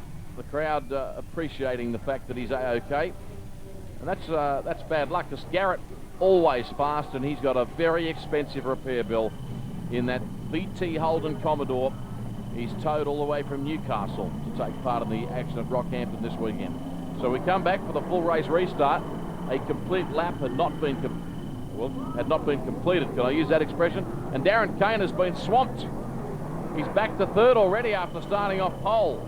Well, now we see car number 63. That's Tony Barkmore taking over the race lead. Here's Ron Pine having a look on the outside this time. Can't get around. Now comes again on the outside. A beautiful outside pass by Ron Pine to take over the race lead. What a superb drive. How good is Ron Pine? When the car looks like it's going to get out of shape, he just puts his foot further down into the floor, grabs the steering wheel by the scruff of the neck, and just monsters the thing around this track. He is an absolute star, Ron Pine, in this V8 Super Sedan category. There's his brother John in the yellow car. Well, his brother John, Ron Pine there leading, and John Pine making heavy weather of it further back into the field. And Ron Pine took out the national championship over at the Claremont Speedway in Perth, and that really set up the momentum to go on and continue that dominance at national championship level in the following years. And you can see why, because he's absolutely blitzing the opposition here. A superb drive by Ron Pine, well clear of the opposition. He won the 1998-99 national title at Borderline Speedway in Mount Gambier, emphatically on that occasion. Darren Kane was second ahead of Mick Nicole up in that particular event. They're all driving here tonight. Because Barklemore's going okay in the very plain-looking car 63. It goes a lot better than it looks, to be honest. And Darren Kane, the Tasmanian, hasn't really driven to expectations here this weekend so far. No, that's right, David. But, gee, look at the track there. That makes it pretty tough for Darren Kane. Bouncing all over the racetrack as he comes down up onto that high line. Once again, having a look on the inside. Also coming in contention is Peter Logue as well. So good scrap for the minor placings here, David. There's some serious jumps, isn't there, coming out of turn 4, sweeping onto the main section. It's more like a motocross track. I wonder how these guys feel about that. They're running race cars. Well, they've got a couple of $100,000 invested easily, not including the spares and the transporters. You'd be pretty dirty if you're towed from the other side of the country to this race meeting, hit a hole or a rut, and through no fault of your own, you write off 100 grand by hitting the concrete wall. It'll be a lonely old feeling. Yeah, it certainly is. The race car technology in super sedans is just superb. Very, very costly to go super sedan racing in Australia, as Les Light there gets John Pine out of shape. John Leslight at the back of the field. These cars trying to get through. The fast runners at the back. John Leslight and John Pine all chasing this man, Ron Pine, at the top of the field. Dennis, with the exception perhaps of Wayne Randall, I don't think I've seen a quicker driver tonight than Ron Pine. Have you? No, Ron Pine is getting the job done very, very nicely out in front, and goes on to pick up the heat race win in absolutely superb style there, Ron Pine. There's the top 3 placings. Ron Pine first, Darren Kane coming in second, and third man across the line in car number 26 from Victoria was Peter Logue. But a great win going out to Ron Pine. In the Auto 1 entry, Ron Pine, defending champion. His car a Pontiac. He hails from Cessnock in the Hunter Valley region of New South Wales. Another look at some of the action. Darren Kane felt like he was riding a 700 horsepower pogo stick. As that equal in terms of the commitment financially to V8 supercars or any other form of motorsport you want to mention as Fishburne prepares to start on pole. Now, keep your eyes on the little Corvette on the outside of the front row here, Chris Eade. Car is very quick. I'll put the mocker on him. He's been overtaken there like he was standing still. It always happens to the commentator's nightmare. Des Corn has planted his foot and takes the race lead. Des Corn, of course, in the Kumo tyres entry, running as a two-car team. Oh, look at this further back. They're going to have to fix this track. This is crazy. Well, it is crazy, David, and it's not fair to the competitors who, as you say, have travelled many thousands of miles to be here in Rockhampton, and at the very least they want us a fighting chance to score some points in the heat races. But with the racetrack, the way it's breaking up, they're not really getting that opportunity. Track otherwise is really good. I mean, they're getting the right mix of traction out there. It's hooky enough. It's a very challenging circuit tonight. In car 3, high-tailing it up there is Alan Baker. He's a veteran, only knows one way to race, flat out. Oh, Alan Baker going, cutting grass there on the infield there as he has a look on the inside there of car number 17, Michael Bogorski. And this is quite a scrap here. Look at this, bumping and shoving, will you? Alan Baker through now to pick up a couple of placings there. There's car number 77. And that's just picking up number 77, or Ross Brims. Ross Brims, as he's making forward progress in this field. But Des Corn still leading while all this action's going on further back in the field. Back there is 17, Michael Bogorski, in fact. Gee, they're spread out again. It's just not a track tonight that they can really race in a pack with a howling group of V8s. There's Chris Eade. I put the mocker on him in the fair dinkum department. I couldn't have done a better job on the mocker. He's struggling in this race by his high standards. Around the Brisbane International Speedway, he's no slouch at his home track. There's Des Corn, teammate of Nick Girdleston. The car prepared and maintained by the latter, Girdleston, working on 2 race cars, a full-time job for the proprietor of the races warehouse. Yes, Des Corn has a big break over the field, and a beautifully turned out car, beautifully turned out team is the Des Corn Nick Girdleston race operation, and Des Corn looks to have this particular heat safely in his keeping. Des Corn been around the sedan scene for several years now, gained a lot of experience when he linked up with Girdleston, and is a pretty formidable combination, this 2-car team from the Nick Girdleston stable. Corn will win this one easily. Peter Aylett, meantime, is approaching the back of Chris Eade. In fact, Baker sweeping by on the outside, and obviously the other driver is Ross Brims, so Aylett has overtaken the man that I referred to, Chris Eade. In fact, meanwhile, we focus back up front with our race leader, Des Corn, and he's going to take the checkered flag. Right about now, it unfolds for him. On the back straight, still some drops of rain. If you look at the top of the screen, you can see that. Gee, I hope it holds off. It's a very important night in oval track racing. It was Des Corn, Peter Aylett and Alan Baker, the top 3 for you. We didn't get to see very much of Peter Aylett in the final stages of that race, but in fact there he is now on screen in the yellow and blue car, and he was able to get himself in between Des Corn and also Alan Baker. We're coming back. Tompkins, Phillips, Wilson, Nicola and McHugh. That's the field here, and they're underway. The track has been particularly rough on the exit of turn 4 heading onto the main straight. Looks like it's been rectified slightly, Dennis. Yeah, thank goodness, David. It needed to have some work done on the racetrack, as you saw from those previous heats. It'll be interesting to watch the progress here in this one again of Jamie McHugh. He's one of the heavy hitters in this race, and scoring some good heat race points earlier in the night, and one of the leading contenders. There he is in car number 23, right up onto that high line. He is an excitement machine, Jamie McHugh. Who will forget the drive on last week's program from night 1 of the action here in Rockhampton, when he ran the entire distance with a flat left front wheel. It was spectacular. Well, it was spectacular. Absolutely sensational stuff there from Jamie McHugh. Just caught a glimpse there of Jeff Phillips. Also there is Kevin Purton in the number 25 car. And this Australian Super Sedan Championship, sanctioned by the Australian Saloon Car Federation, a great history of Australian Championships, tracing way back to the 1971 season, when the very first title was held at the Tralee Speedway in Canberra, and that was in October, the October long weekend, a daylight meeting in fact, the very first Australian Sedan Championship. Burton showing the way here in car 25. It's an AU Falcon XR8. Jamie McHugh in second. Have a look at Nicola on the outside. This is a cracking race. Nothing between Nicola and McHugh, the Victorian and the Queenslander. Two of the big guns on the national scene. The guy in front's not doing too bad a job either, Kevin Burton. He's not exactly going slow. They are going for it, these two behind him. Oh, McHugh might have the upper hand slightly. Sorry, David, this is a great race here. Michael Nicola had great success in Tasmania, the Cascade Apple Isle Grand Prix. Pretty dominant in that race over the last couple of years. But there goes Jamie McHugh. A great burst of speed there now to take over the race lead.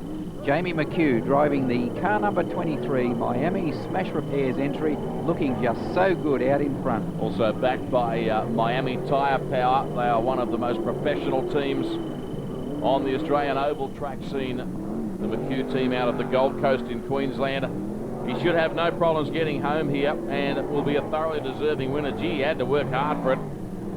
Burton was no slouch, the Tasmanian in the Falcon. Track looking a little bit better. Still a few bumps coming out of turn 4. Here's Michael Nicola trying to get by on the outside of the Tasmanian. The Victorian winds it up for an outside charge.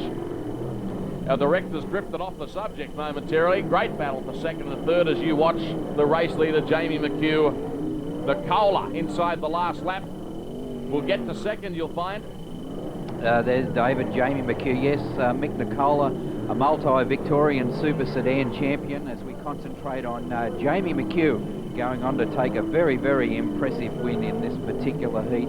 There's the placings. Jamie McHugh first, Michael Nicola second, and coming in third in car number 25 from Tasmania was Kevin Burton. Great crowd in at the Rocky Showground in overcast, humid weather conditions, as it can be in this part of the world. There's the Tasmanian in the XR8 Falcon on the inside, car 25. Now, round 5, the final round of heats. Barklemore, Childs, Smith, Girdleston, Brims, Fishburn and Albert. So we've got this race and a few more before we get into the pole shuffle and the grand final of the Australian Championship. You'll see the pole shuffle and the grand finale on next week's episode of Checkered Flag. On form earlier tonight, David, it'll be interesting to watch the progress of Tanya Smith there in the number 9 car, currently holding down second on the racetrack, and third place at the present time is Nick Girdleston. But the man doing it out in front is Tony Barklemore, looking really good, though here comes Tanya Smith now with a challenge. Speaking of looking good, how much better is the racetrack now as we approach the commencement of round 5? There's been some track prep done. Some of the ruts have been ironed out. Look at that, much smoother surface for them now. So you'll see the racing tempo increase quite significantly now.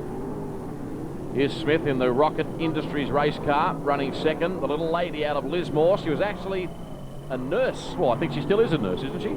Yes. I shouldn't use past tense. Yes, that's right, David. Still does her nursing duties as a part-time basis these days. Of course, heavily involved with husband Danny Smith in the race car operation. She takes temperatures during the week and breaks temperature gauges on the weekend. A very good and apt way of describing it, I think, David. I can't do better than that one. But Tanya Smith looking really good there, as there's car 77, Chris Albert, and cutting back to our race leader in the number 63, Tony Barklemore, looking really good. Yeah, he's shown on a number of occasions throughout this championship weekend, Barklemore, that he is no slouch. Car's reasonably plain looking, which is not his fault, I guess. Some sponsors required. This is a 1996 Pontiac. He hails from Gilgandra in the west of New South Wales, and he goes really quick, Barklemore. Here's little Tanya Smith working him over on the inside, touches the inside rear quarter panel. Not a lot between them. Talking about someone going really quick, look at this by Tanya Smith. Really applying the pressure now, has a look down on the inside, and Barklemore gets the car out of shape. Tanya Smith coming again on that inside line. A great race this at the top of the field. Tanya Smith campaigning a Pontiac, 2000 model Pontiac, constructed by her husband and the foremost super sedan constructor in the country, Danny Smith, out of his Lismore workshops. Both of them spend significant amount of time in the United States during our off-season. Have a look at Tanya now. That is a great drive, a super drive, you'd have to say. But Barklemore, to his great credit, will not give up, making a terrific battle out of this.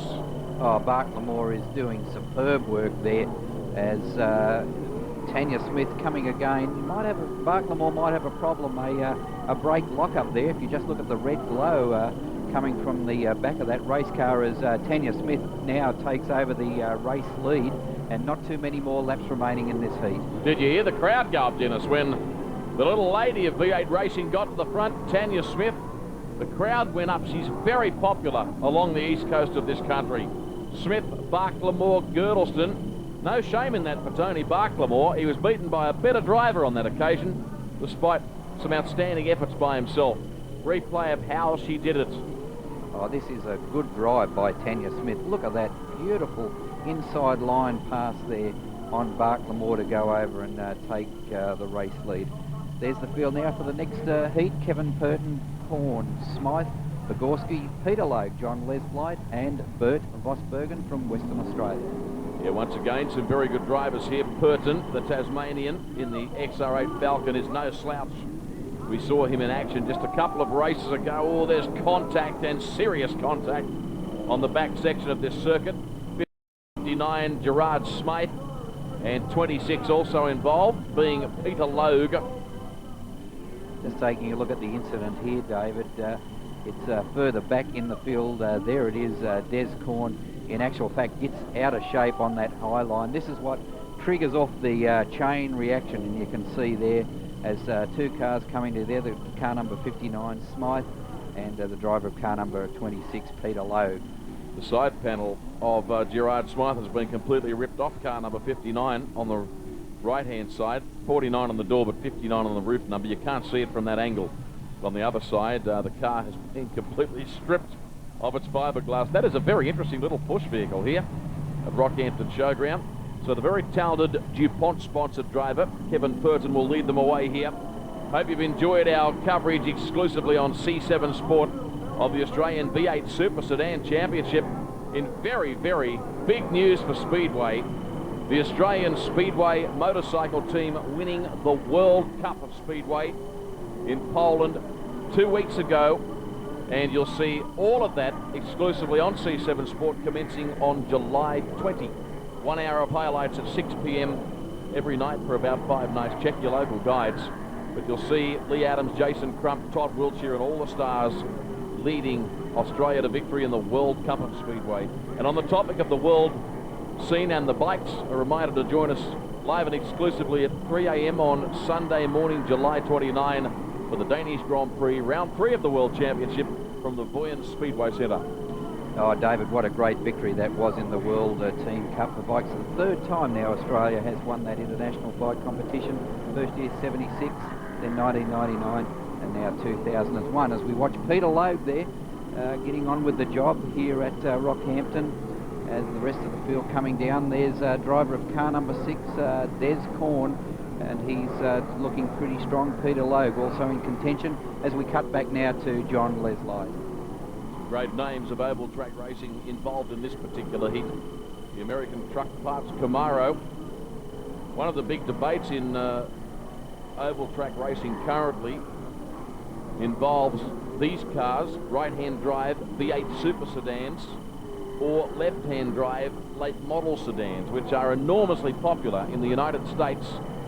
We've seen them here before. They were known as Grand Nationals in those days. They've become very strong on the west coasts of this country. And Barry Pearce, in fact, that owns the car being driven by John Leslie in this race, is pushing for the category to be launched on the east coast. We'll keep you up to date with that here on Checkered Flag, but it's looking as though a 20-round series will be held next summer, including 4 American drivers. And if it does come to fruition, we'll show you some of the rounds here on Checkered Flag. But it's a big debate in the sport, the virtues of right-hand drive versus left-hand drive. And John Leslie and Ron Point, 2 names that come straight to mind, Dennis, have declared they'll drive both. Oh yeah, that's right. A number of the top drivers have shown their interest in both categories, and I can tell you though, David, there is a very big push on the national scene for left-hand drive late model sedans. It'll be interesting to see what happens during the upcoming summer racing season. There's Logue. Gee, he's running quickly in this, the second heat in the final round of qualifying heats. It's round 5. This will be the last race we show you on today's program. Next week we'll come back for the final 3 heats, the all-important pole shuffle and the main event. Make sure you are with us again on Checkered Flag next week on C7 Sport. Logue is going to get victory here quite comfortably in the end. Second will be John Leslite, and third Kevin Purton, the Tasmanian. Logue, Leslite, Purton across the line. A good win to Peter Logue there. John Leslite certainly not disgraced coming in second. Good effort there by the winner, Peter Logue. Thanks for your help again, Dennis. That takes us out, folks. Look forward to your company. 3. Terry Reichstein and Larry Nelson. This is probably the smallest field we've seen throughout this national championship over 2 nights. Still ahead on today's program, the remaining heats, the all-important and spectacular pole shuffle, and the B main and A main of the Australian Championship. We get them underway, and Peter Aylett is our early race leader. A bit of touching there with Larry Nelson racing up on the inside in car 49. He grabbed a handful of opposite lock. He almost cannoned straight into the side of Ian Brims, but they managed to keep separate on the racetrack for the time being anyway. Developing into a good battle this between Aylett and Brims during the early stages. Beside me in commentary, once again, is the editor of Speedway Racing News magazine, Dennis Newland. Thank you, David. Yes, it's a great occasion here. This tonight, the business end of the deal, the running of the Australian Super Sedan Championship later in tonight's program, as we watch Peter Aylett doing a good job out in front in these early laps. The V8 Thunder and Lightning is setting the Rockhampton Showground alight. You couldn't fit another spectator in here tonight. There's not a blade of grass to be found. She's absolutely chockers at this wonderful traditional old venue. Aylett out in front, the Tasmanian. He's no slouch. Now, if you haven't seen our coverage of the National Championship for Super Sedans prior to this, when Dennis and I are referring to numbers, we're talking about the numbers on the roof. So, for example, Aylett out in front, despite the fact he has 9 on the side of the car, we'll be referring to him as car 29. There's 2. Matching car, Michael Tompkins. He's a local Rockhampton charger in the 1972 Corvette body silhouette.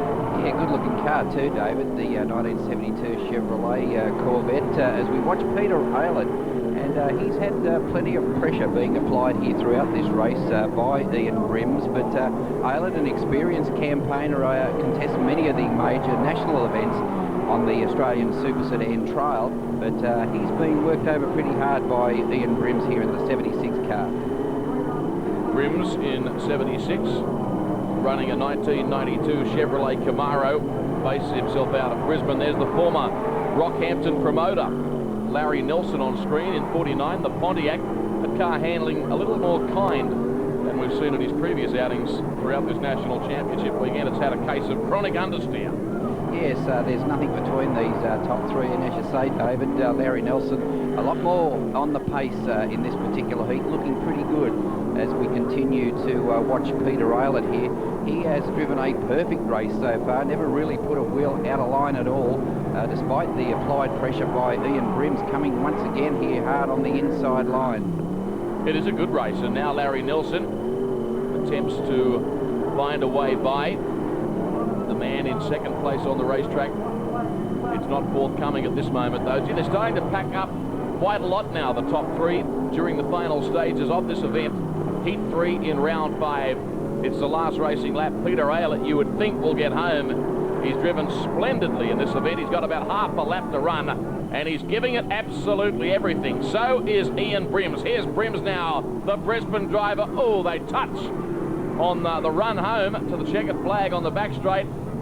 There's the result for you. It was Aylett, Brims and Nelson. Very entertaining, Dennis. Oh, great stuff. A great opening to tonight's program, and full marks to this man on screen. Peter Aylett from Tasmania. A great effort, that race, taking out the event, as we turn our attention now to the next heat. starters, Vosbergen, Randall, Nathan Wilson, Alan Baker, Darren Kane, Chris Eade and Michael G from Queensland in the number 11 car at the back of the field. So Randall and Vosbergen starting up front in what should be a terrific race. The West Australian Vosbergen losing some ground there on the exit to turn number 4. Here's Alan Baker in car number 3, the Nova Castrian, moving forward as well. We had a good glimpse of Darren Kane further back in the pack. This is real V8 car wars on the Rockhampton Showground. Look at Wayne Randall, Dennis Newland, in the Mazda RX-7. He's pumping along out in front. Oh, he certainly is, David. Wayne Randall doing a superb job out in front, driving for Ian Botcher Racing, the man that has backed Wayne Randall for a number of years in the Mazda RX-7. And there's Wayne Randall doing a great job out in front. He's leading the West Australian Super Sedan champion. That's Craig Vosbergen. And Vosbergen looking pretty strong also in this one. This race is developing into a good heat. On screen there was Wilson, Nathan Wilson, in car number 73, the Chevrolet Camaro.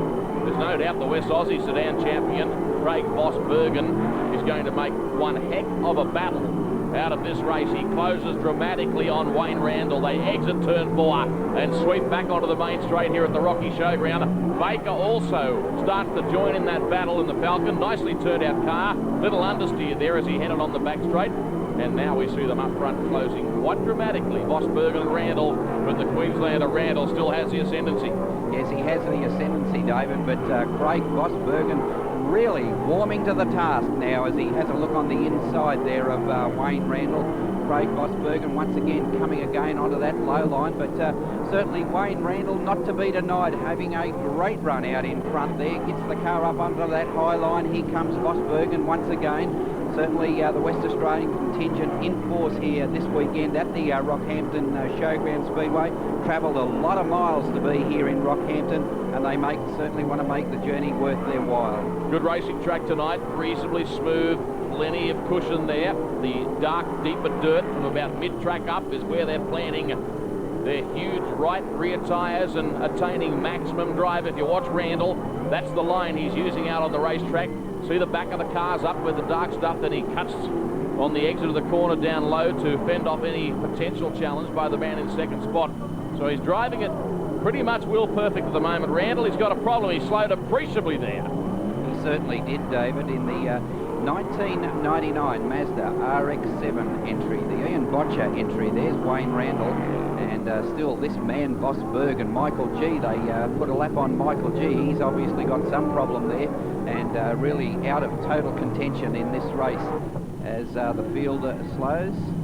And the man on the infield there is car number 13. That's Chris Eade in the 1998 Chevrolet Corvette entry. Dennis also in problems, or having problems, car 16, Darren Kane, the Tasmanian champion. He will rejoin the race at the back of the pack.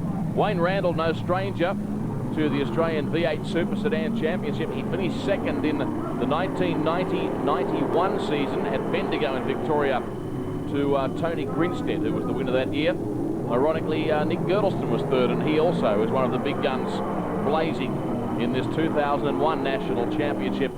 Gee, they're tightly packed as we get them back underway again. A lap to go in this event.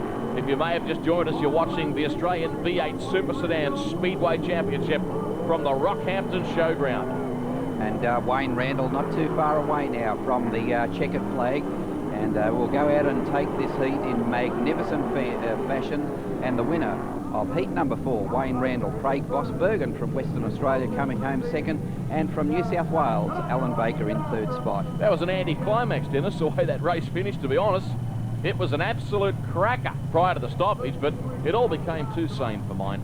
Heat 5, Collins, Miller, Nicola, Pine, Bird, Pine, McHugh and Ward. We've alluded to it prior. We've got the two Pine brothers involved. That's easy for me to say. And they're certainly, well, they respect each other immensely, but on the racetrack they want to beat each other badly. Yes, certainly some hectic action here in the opening lap. There's the defending Australian champion, Ron Pine, now moving into second spot. And following him through in car number 9 is John Pine, also a winner of the Australian Super Sedan Championship, a multi-Australian Super Sedan champion. Plenty of biffing and barging in this one now. Ron Pine, here comes John Pine, and the two Pine brothers really battling hard in this one. Yes, Bevan Collins, race leader. Oh, what about it? Oh, what about it? John Pine, if he can't find a legitimate gap to go through, he makes one. Well, something was inevitably going to happen there. It was building up to this. The action was coming pretty hectic. You're there kidding. in those opening exchanges. As we take another look at it here on the replay, and the two Pine brothers really getting involved in the action there as Ron Pine down onto that low line. And this is where the action really starts to hot up here. Have a look here at John Pine. Look, let's be honest about it. They were having an absolute brain snap, both of them. Ron and John desperately trying to beat each other. Poor old Bevan Collins, minding his own business. Talk about copping a touch-up. Now, officials have got to take the appropriate action, and they have done. John Pine relegated to the back, so Collins has the chance to lead them away. I can tell you something, Ron Pine would be giggling. See you later, bro. You get to the back of the pack. Well, if one thing, Collins will know that he's in an auto race, as now up onto that high line, it's Ron Pine really putting on a show here for this capacity crowd on hand at the Rockhampton Showground. And Ron Pine, what about it? Right around the outside and into the race lead. That's why he's the national champion. The Auto 1 Pontiac takes command of this particular heat. Heat 5, round 5. After this event, we advance to the pole shuffle, which is always one of the most entertaining aspects of any national championship. If you haven't seen the pole shuffle before, the formatics are very simple. Two drivers come out onto the track based on order of qualification. It's a process of elimination. A one-lap screamer. Loser goes, winner stays on the track and attempts to conquer all comers until he, or perhaps she, because Tanya Smith will be there too, qualifies on pole in the national title.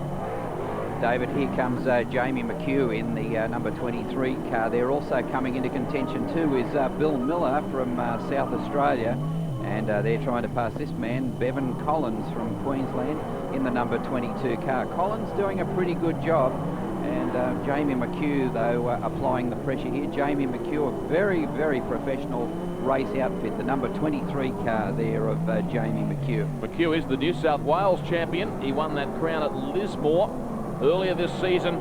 Bill Miller in the Blair Athol Auto Parts entry out of South Australia. You've got to describe him as the dominant force in South Australian V8 Super Sedan racing. Here's Jumpin' John again. John Pine in the yellow car, looking for racing room on the outside of Miller. This is a terrific battle. Well, now Jamie McHugh has taken over the race lead. In fact, no, Ron Pine's Ron Pine is the race leader. There he is, the national champion, the Australian Super Sedan champion. Ron Pine doing it ever so easily, has a big break over the rest of the field as he comes through to complete yet another lap. Dennis, you would have to say, after having watched every race here over the last 2 nights, that Ron Pine is the quickest driver on this track. Oh, without a doubt, yes. He always turns out superb race equipment, and a man with great experience too. Been around the scene for many, many years. Drove, in fact, way back in the days of the Head and Greta circuit near Newcastle. So a man with vast experience in oval track speedway sedan competition. I think it's going to be a very special performance by another driver that stops Ron Pine winning another national championship tonight. There it is, Pine, McHugh, Collins. It was entertaining stuff. Ron Pine bolted, but there was some terrific battles further back. Another look at this. Oh, by John Pine on poor old Bevan Collins. Luckily, Collins didn't leap over the fence. He got that much air at one stage. It was more reminiscent of V8 motocross. Yeah, we were certainly given the old heave-ho there. As now have a look at this outside pass here by Ron Pine, getting the car up onto that high line, and Ron Pine, really such an experienced campaigner on the national trail. Hope you're enjoying it. We're certainly loving it here in Rockhampton. We're coming back in just a moment. List for this Australian title as we turn our attention to the first heat of the pole shuffle. Bill Miller and Darren Kane. Now the format here is simple. We're starting with the drivers that qualified in positions 20 and 19. Miller in the pink car was 20th. Kane in the red car was 19th. It's a one-lap drag.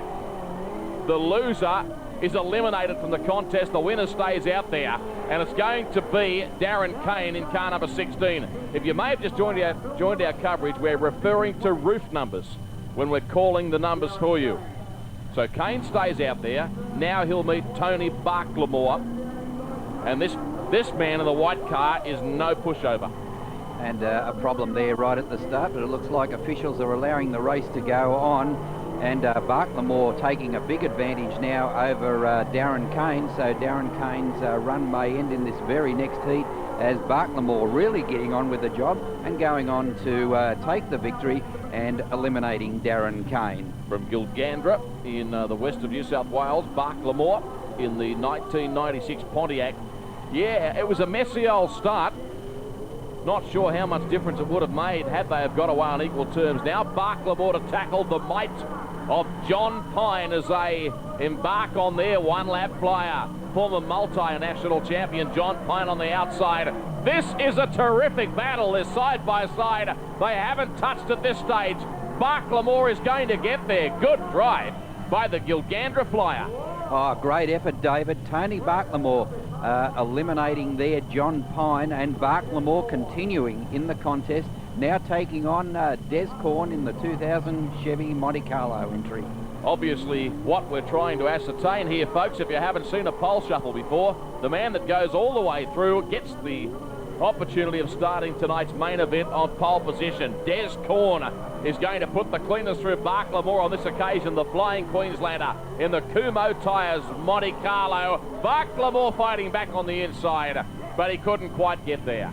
Well, Barklemore's run now ends, and there's Des Corn, 48 years of age, of course, racing the scene for a number of years now, and since he teamed up with Nick Girdleston in the Tumo. Got a flat tyre 10 laps from home in the Queensland Championship. This time it's the Tasmanian Peter Aylett in the yellow car, and it's understeering chronically. He's not going to stay on equal terms with Des Corn, who will blast through to the next round of the pole shuffle.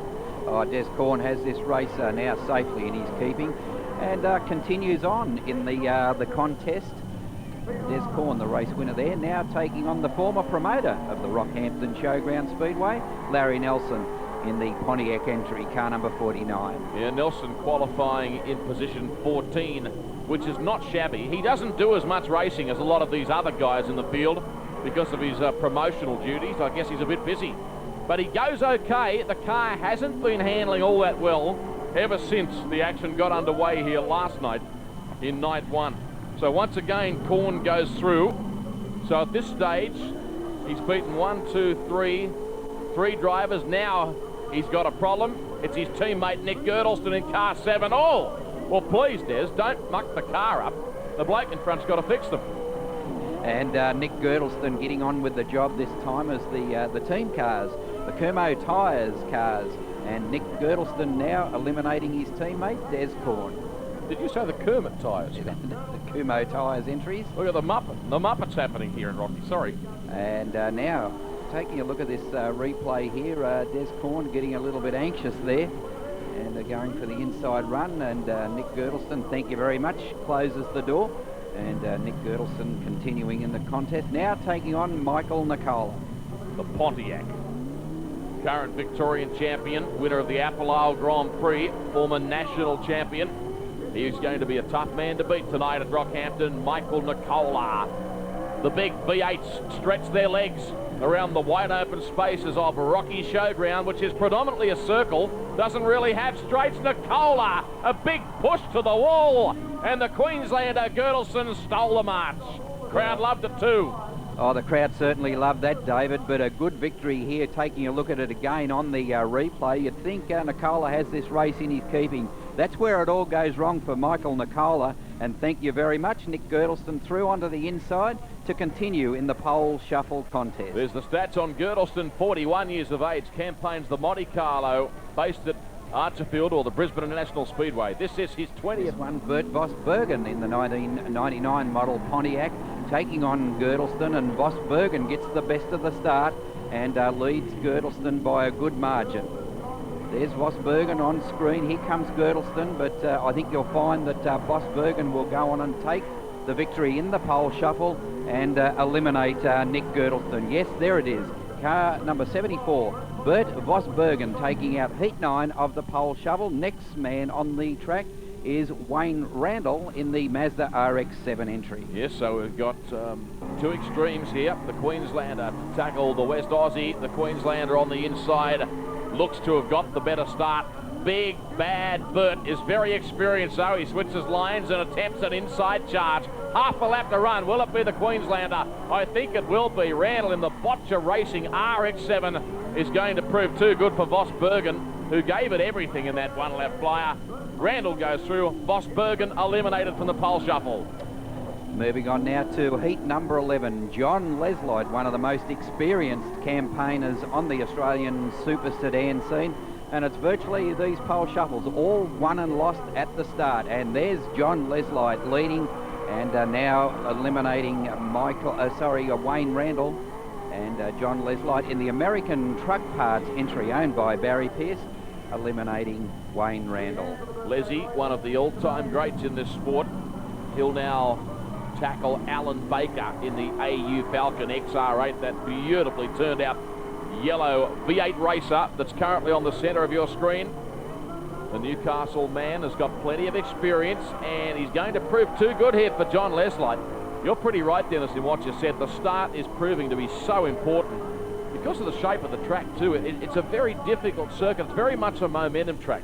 If you get out in front and can run at a reasonable pace, you're going to be very hard to catch. Brims to tackle Baker now. This should be a good one. Alan Baker up onto the high line. Brims down low. Here comes Brims on the inside. Baker coming again on the outside. A good race this one, but Ian Brims gets into the lead, and I think you'll find we'll go on and take out this heat of the pole shuffle. Here comes Baker, but he's left his run too late, and Ian Brims goes on to take the win. Heat number 13 in the pole shuffle contest. That was a lovely drive by Baker. Brims, 52 years of age, the veteran, been racing for 15 years, a fairly late start.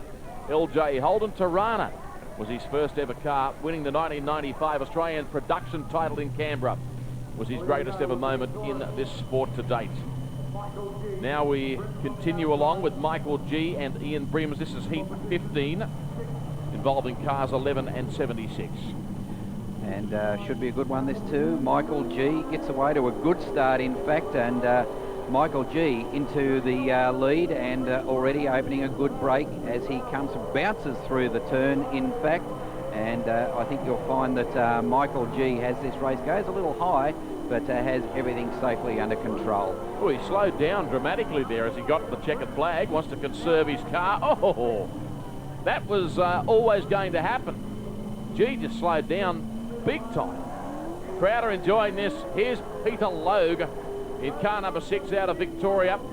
He finished third in the 1997-98 National Championship. He was the winner in 96-97 at Northline in the Northern Territory, and now he's leading this one.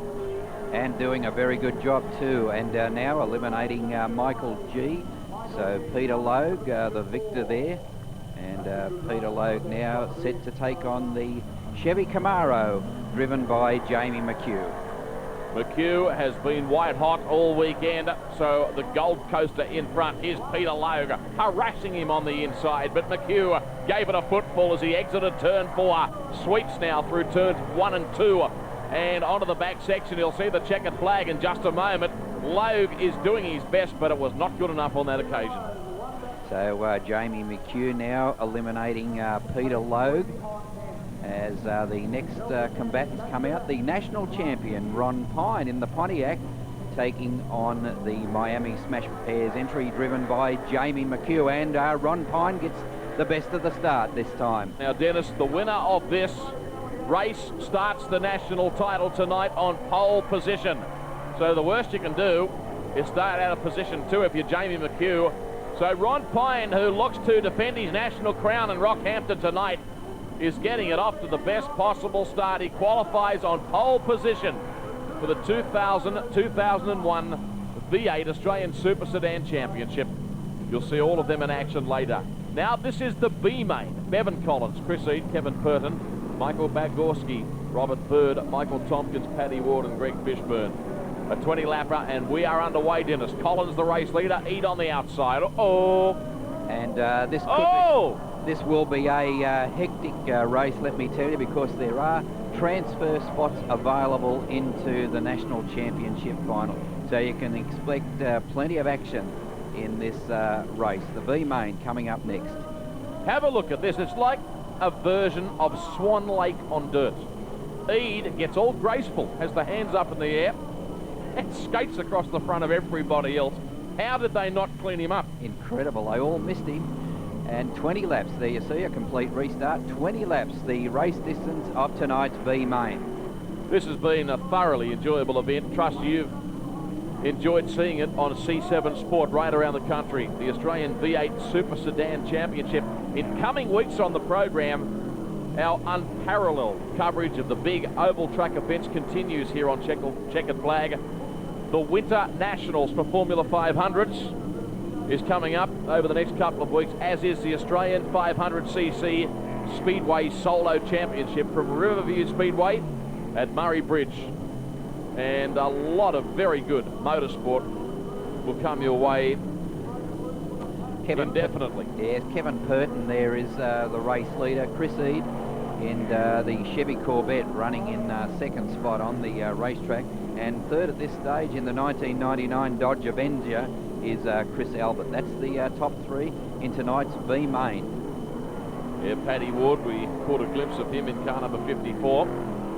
Meanwhile, Kevin Purton in the AU Falcon XR8 out of Carrick in Tasmania is ambling along out in front. Car's very soft in the front end. It's really jumping over the ruts like a pogo stick. Here's the flying Chris Ead storming up in second. There's a big push from car number 2, the other Corvette in this event, Michael Tompkins. And certainly the field, but Kevin Purton looking really strong out in front. Here he is on screen and doing it nicely, untroubled so far. A top run at the top of the field. Still Chris Ead in second spot, but there's Kevin Purton. And of course Tasmania always well represented in Australian sedan championships. In fact, going right back to the very first, the inaugural Australian Sedan Championship at Canberra's Tralee Speedway in 1971. There's Chris Ead in the Chevy Corvette, doing it good, still holding down second spot on the racetrack at the present time, and looking for transfer spots available into tonight's Australian Championship final. Chris Ead on screen in the Corvette does a pretty good job in this car. It's obviously one of the older models in terms of its chassis, but he's very consistent around the Brisbane International Speedway, his home track. I'll tell you something, this racetrack's in mint condition as we approach the running of the main event tonight to determine the Australian champion for 2001. In fact, the track is the best it has been. So the promoters have done a good job here to get the track right. And there's problems there on the racetrack. That's Michael Tompkins in the Chevy Corvette. Just taking a look at a replay of the incident, how coming together there as Tompkins spins out in front of this packed grandstand here at the Rockhampton Showgrounds Speedway. The fans certainly getting their money's worth tonight. Plenty of thrills and spills, and the main event is still to come your way. That accident could have been a lot worse, couldn't it? As we see Purton stroking the model along out in front. He's under siege from Chris Ead. Then a break back to Robert Bird in the VT Holden Commodore, followed closely on the circuit by Michael Bagorski in the 2000 Chevrolet Monte Carlo. So they run nose to tail and sweep back onto the main section. Chris Ead in the little Chevy Corvette. There it is on centre screen. Is he good enough to get by on our race leader? Well, he's going to give it one hell of a try, I can tell you that much, David. There's Purton, and now also up there too in the number 70, Robert Bird in the 71 car, the VT Holden Commodore, making it a three-way battle now for the race lead. It's a nicely turned out car, that machine being driven by Bird, as you watch Purton in full flight in the brown car out of Carrick in Tasmania, an AU Falcon XR8. Chris Ead is certainly not resting on his laurels though. He's fighting right down to the checkered flag. You're looking at the driver on screen running third, Robert Bird in the VT Holden Commodore, and there's about half a lap to negotiate, and Purton is going to get home, you feel. I think he will, David, but Eade making one last plunge there on the inside, couldn't pull it off. There it is, Kevin Purton going out to take the win in tonight's B final. Chris Eade was second, Robert Bird, third man across the line in the B final. No doubt about the race winner. There he is on screen, Kevin Purton, car number 25. All right, whatever you do, stay with us.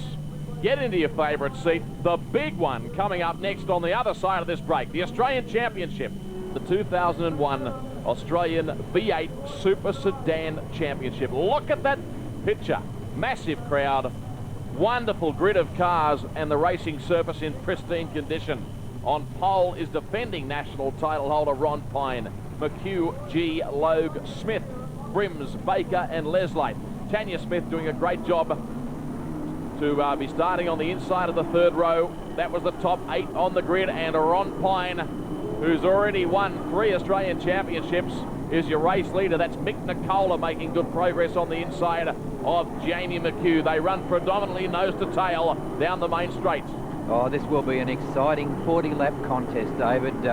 As we watch Wayne Randall there in front is Alan Baker, and there's Tanya Smith, who has driven absolutely superbly here at Rockhampton. But there's the national champion, Ron Pine, out in front in these early laps. A long way to go, but Ron Pine doing a good job out in front at this early stage of the contest. Yeah, Ron is pacing himself, Dennis. He's not driving the wheels off the car at this stage. He knows what he's got to do. He knows what it takes to win these big races. Great shot. All of these drivers doing a fabulous job.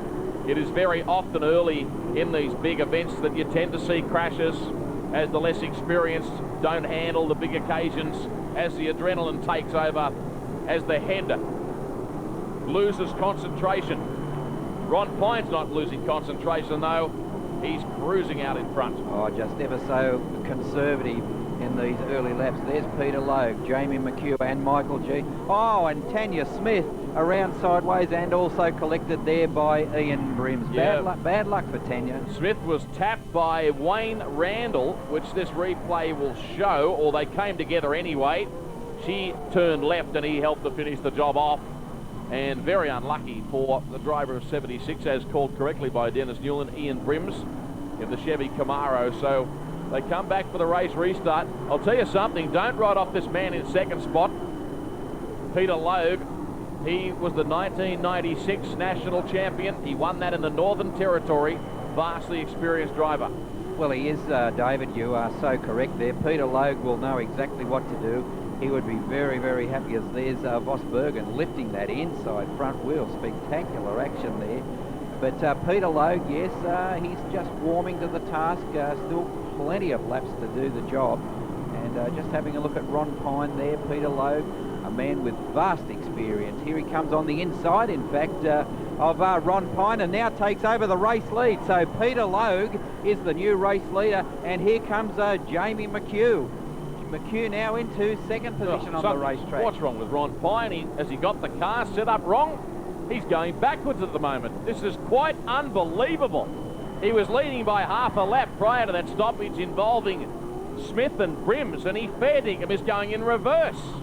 Most uncharacteristic for Ron Pine, David, as now McHugh in second spot. Peter Logue looks like one of the Kumo Tyres entries going infield there as the race continuing on. Michael G in fourth spot on the racetrack. Sorry, Dennis, Pine's car, something's wrong with the setup of this car. He is all over the shop. I'm not sure whether it's a case of he softened the car up too much, or they've got the stagger wrong, the diameter of the right rear tyre, but he just can't get the power to the ground. No, he certainly can't. And Ron Pine would be absolutely cursing himself at this stage. Oh, look at this. An absolutely massive accident. There's John Leslate. Also Ian Brims involved there too. Nick Girdleston involved. Craig Vos Bergen, John Pine. About 5 cars involved in a huge incident. Well, there's Tanya Smith getting a push start. So she's keen to resume the race competition. Tanya Smith driven so well. 29 laps remaining in the Australian Super Sedan Championship as Peter Logue picks up the pace once again. The Penrite Oils car out of Victoria leads this field away. In second place, Jamie McHugh, who is going to prove very difficult to dislodge from a top 3 position. Oh, Ron Pine has gone around. The Australian champion is going to have a major problem. And another look at it, he goes around sideways. He was assisted by Baker to a degree, but you saw the picture. The defending and 3 times national title holder will now restart from the back of the pack, Dennis. Yes, he will, and of course all these restarts, it does help Peter Logue because he's got a clear racetrack now in front of him once again, and leading away Jamie McHugh, and a jumble of cars behind McHugh there. It's a real freight train in the early laps of the Australian Super Sedan Championship. Yeah, they all started so well, and we've seen plenty of incidents over the last few minutes. Sailing around the outside there is Mick Nicola. A good battle between he and John Leslie. All they come together. Well, they're starting to throw caution to the wind now. They started the race as though they had 40 laps to go. Self-preservation was on their mind. I'm not so sure that applies right now. No, that's so true, David, but it is an Australian Championship after all that they are going for, the most prestigious event on the National Super Sedan calendar. Is Ron Pine, and he's got a lot of ground to make up. Well back in the field at this stage. Having a look on the inside there of Peter Haylett from Tasmania. But no doubt about Peter Logue. There he is on screen, looking just so good. Looking really smooth, and I think really just pacing himself too. Leading the Australian Super Sedan Championship. Still Jamie McHugh holding down second, and they in turn were followed by Michael G, and also now John Pine in the number 9 car holding 4 spots. So that's the top 4 at this stage. It's Peter Logue, Jamie McHugh, Michael G and John Pine. And Michael Nicola, the former national champion, has parked the model on the infield, so he'll take no further part in the event, thanks to our statistician Doug Krauts, working with us in the commentary box for that information. Here's McHugh and Logue coming together in spectacular fashion. McHugh has driven straight through him. Straight through him, all right. There's the stranded Peter Logue on the racetrack, and I would really think that officials would have to put Jamie McHugh to the rear of the field, and further problems here with Nick Girdleston and Michael G. Take a look at this incident once again. No beg pardons from Jamie McHugh. Here I come through onto the inside, get out of my way, and that was the end result. Fortunately for Peter Logue, his car not too badly damaged. So the Penrite entry, the Chevy Camaro, is once again given the opportunity to lead this field away on the race restart. And Jamie McHugh, David, at the rear of the field, as Peter Logue picks up the pace once again from Michael G, Ron Pine and Alan Baker, the top 4 running order. But Peter Logue, a rough and tumble Australian Super Sedan Championship, and still maintaining the race lead. But Michael G now having a look on the outside of Peter Logue. Yeah, in fact, John Pine it is running 3rd. Baker is 4th. G makes a mistake, so John Pine, former national title winner, rockets by on the inside to secure 2nd on the circuit. Baker's 3rd. Race cars all over the shop here, and gee, that's bad luck. Michael G was running so strongly, gets tangled up, so we come back for another race restart. And have a look now at John Pine there in the number 9 car. As a sets himself for the run on the inside of Peter Logue, but Peter Logue once again skipping through into the lead. There's Alan Baker in the number 3 car. Now having a look on the inside of John Pine. John Pine getting out of shape, in fact. And Alan Baker now moving up 1 position in the field. Also John Leslight there in the number 81 car. Oh. And Girdleston in trouble further back in the field. Oh, and bringing down Jamie McHugh. And look at the end result there for Nick Girdleston's car. There's Jamie McHugh also involved. Well, Dennis, what can you say? I mean, look, mate, I know it is the Australian Championship, but this is ridiculous. You've got to drive for the track conditions. It's a bit of a torture test out there at the moment. There's plenty of bumps and ruts. It's the same for everybody. You've got to drive to the track conditions.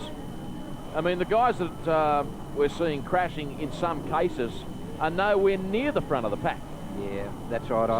I'm afraid the importance of the occasion is really starting to get to some of these drivers, as Peter Logue once again picks up the pace, and a clear racetrack ahead of Peter Logue, Alan Baker and John Pine in third position. Ron Pine is running about 6th or 7th on the racetrack, the defending national champion. There he is now in the white car up on the inside of Darren Kane. It's been a heck of a drive for Ron Pine. Kane on handling that well, started the race up front, has been involved in everything since, started at the back of the pack, and now he's trying to work his way forward. Look at the John Pine car. It's got the door panels hanging off it. It's a real mess, but out in front is Logue, who's been bruised and battered and bashed around, but he's still running strongly. Well, some of these cars are certainly battle scarred as we move into the second half of this 40-lap final. There's John Leslight having a look on the inside there of Osbergen, but no doubt about Peter Logue. He's withstood the test. They've thrown everything at him, and he's still leading the Australian Super Sedan Championship final. If you may have just joined our program this week on C7 Sport, we're in the final stages now of the 2001 V8 Australian Super Sedan Championship. It's been a remarkable race. It started without incident, but I may have even put the mocker on them because I did make comment. I made reference to the fact that there had been no incidents. They were all driving very sensibly. Then all of a sudden, all hell broke loose. David, John Pine in third spot there, doing a good job. And don't totally discount John Pine either. He's not too far away from the race lead. Oh, there's almost an incident involving John Leslight, who is back running 4th on the racetrack at the moment. The real battle in this event, though, is up front, involving Peter Logue, Alan Baker and John Pine. There they are, the top 3 on screen for you. Baker attempted an inside move, Michael G, and it looks to be Darren Kane involved in that incident. There's Ron Pine. He's clouded the wall. The right front tyre has expired. There's Bill Miller parked on the infield as well, the pink car on the right-hand side of screen. Oh, look at the fence. The damage to the fence. Well, there's just absolute carnage now. This race has developed into nothing more than a high-speed demolition derby, David, as crash crews on the scene of this latest incident. Well, that is a tragedy that it has turned into a high-speed demolition derby. How would you like to be paying the damage bill tonight? These are not cheap race cars. If you haven't got 100 grand, you can't play. And that doesn't include the spare bits and pieces, the transporters and everything else. Yeah, that's so true. Very, very costly to go Super Sedan racing in Australian Speedway in the year 2001. As we watch Alan Baker now having a look at Peter Logue. He's starting to get a little bit anxious, but still Peter Logue, race leader. Dennis, you've got to admire the resolve and commitment of all of these competitors in, I suppose, all forms of motorsport. With the weak Australian dollar and that thing called GST, I'll tell you, it costs a lot of money to go racing. The cost of parts, the majority of which are imported from the United States, has just gone through the roof, and these guys have got to show super dedication to want to do it, haven't they? Yeah, the economy of the country certainly has not helped speedway racing, and as you say, the incredible costs that these drivers face just to even get here to Rockhampton, let alone all the carnage that's going on at the racetrack at the present time. We just caught a shot a while ago, David, of Jamie McHugh. He's made his way through from the back of the field as we watch Alan Baker bouncing through the turn there. And Jamie McHugh, I think, running about 5th at the present time. A good drive from Jamie McHugh from the back of the field. There's Alan Baker on screen, currently holding down 2nd spot. Not too many more laps remaining. And Peter Logue still not put a wheel out of place. A great drive by this man on camera, Peter Logue. Who, by the way, is the reigning South Australian champion. So the Victorian driver heading across to win the South Aussie title. His home track in Victoria is Rosedale, and I've mentioned a couple of times previously, I'll mention it again in case you didn't hear it, Logue did win the 96-97 National Championship, so looking for his 2nd victory in the most prestigious event on the V8 Super Sedan oval track calendar. Yes, David, there's Michael G, just caught it out of camera there, trying to get through on the inside of John Leslight. Peter Logue still leading, Alan Baker 2nd, John Pine in 3rd spot, but Peter Logue just taking it very carefully through the turns. He really has driven an absolute copybook race, and and always been able to withstand the challenges, and certainly Alan Baker now still in second spot there, but Alan Baker, not too many more laps remaining, will have to do something pretty drastic if he wants to run down this man out in front, Peter Lowe. Baker's done a really good job all weekend in the Stein earth-moving entry. There he is on screen. He's probably got the straightest looking car out there at the moment. He has dropped back a few metres though from our race leader for many, many laps. Baker was applying all sorts of pressure to Peter Logue. There's John Pine back in third. Well, his car is just an absolute mess. It's still running okay though. It's a credit to his toughness, mental and physical toughness, to still be continuing to circulate out there. The car would probably be a nightmare to handle.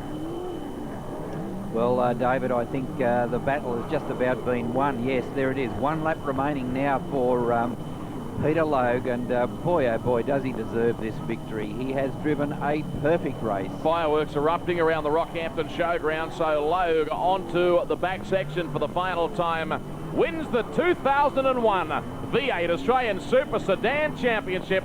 The Victorian picks up the prize money for the second time in his outstanding career. The fireworks erupting around the Rocky Showground. He doesn't want to stop. He's still driving, Dennis. Oh, he's doing a victory lap. Actually, probably the fastest lap he's done in the whole of the race. And there's the top three. Peter Logue first, Alan Baker second. Coming in third with a good drive too was John Pine. That was, well, an interesting, action-packed event. Listen to the crowd. They've enjoyed that. Well, the Victorian, too good. So it's been quite a season for him, winning the South Australian title. And here tonight at the Rock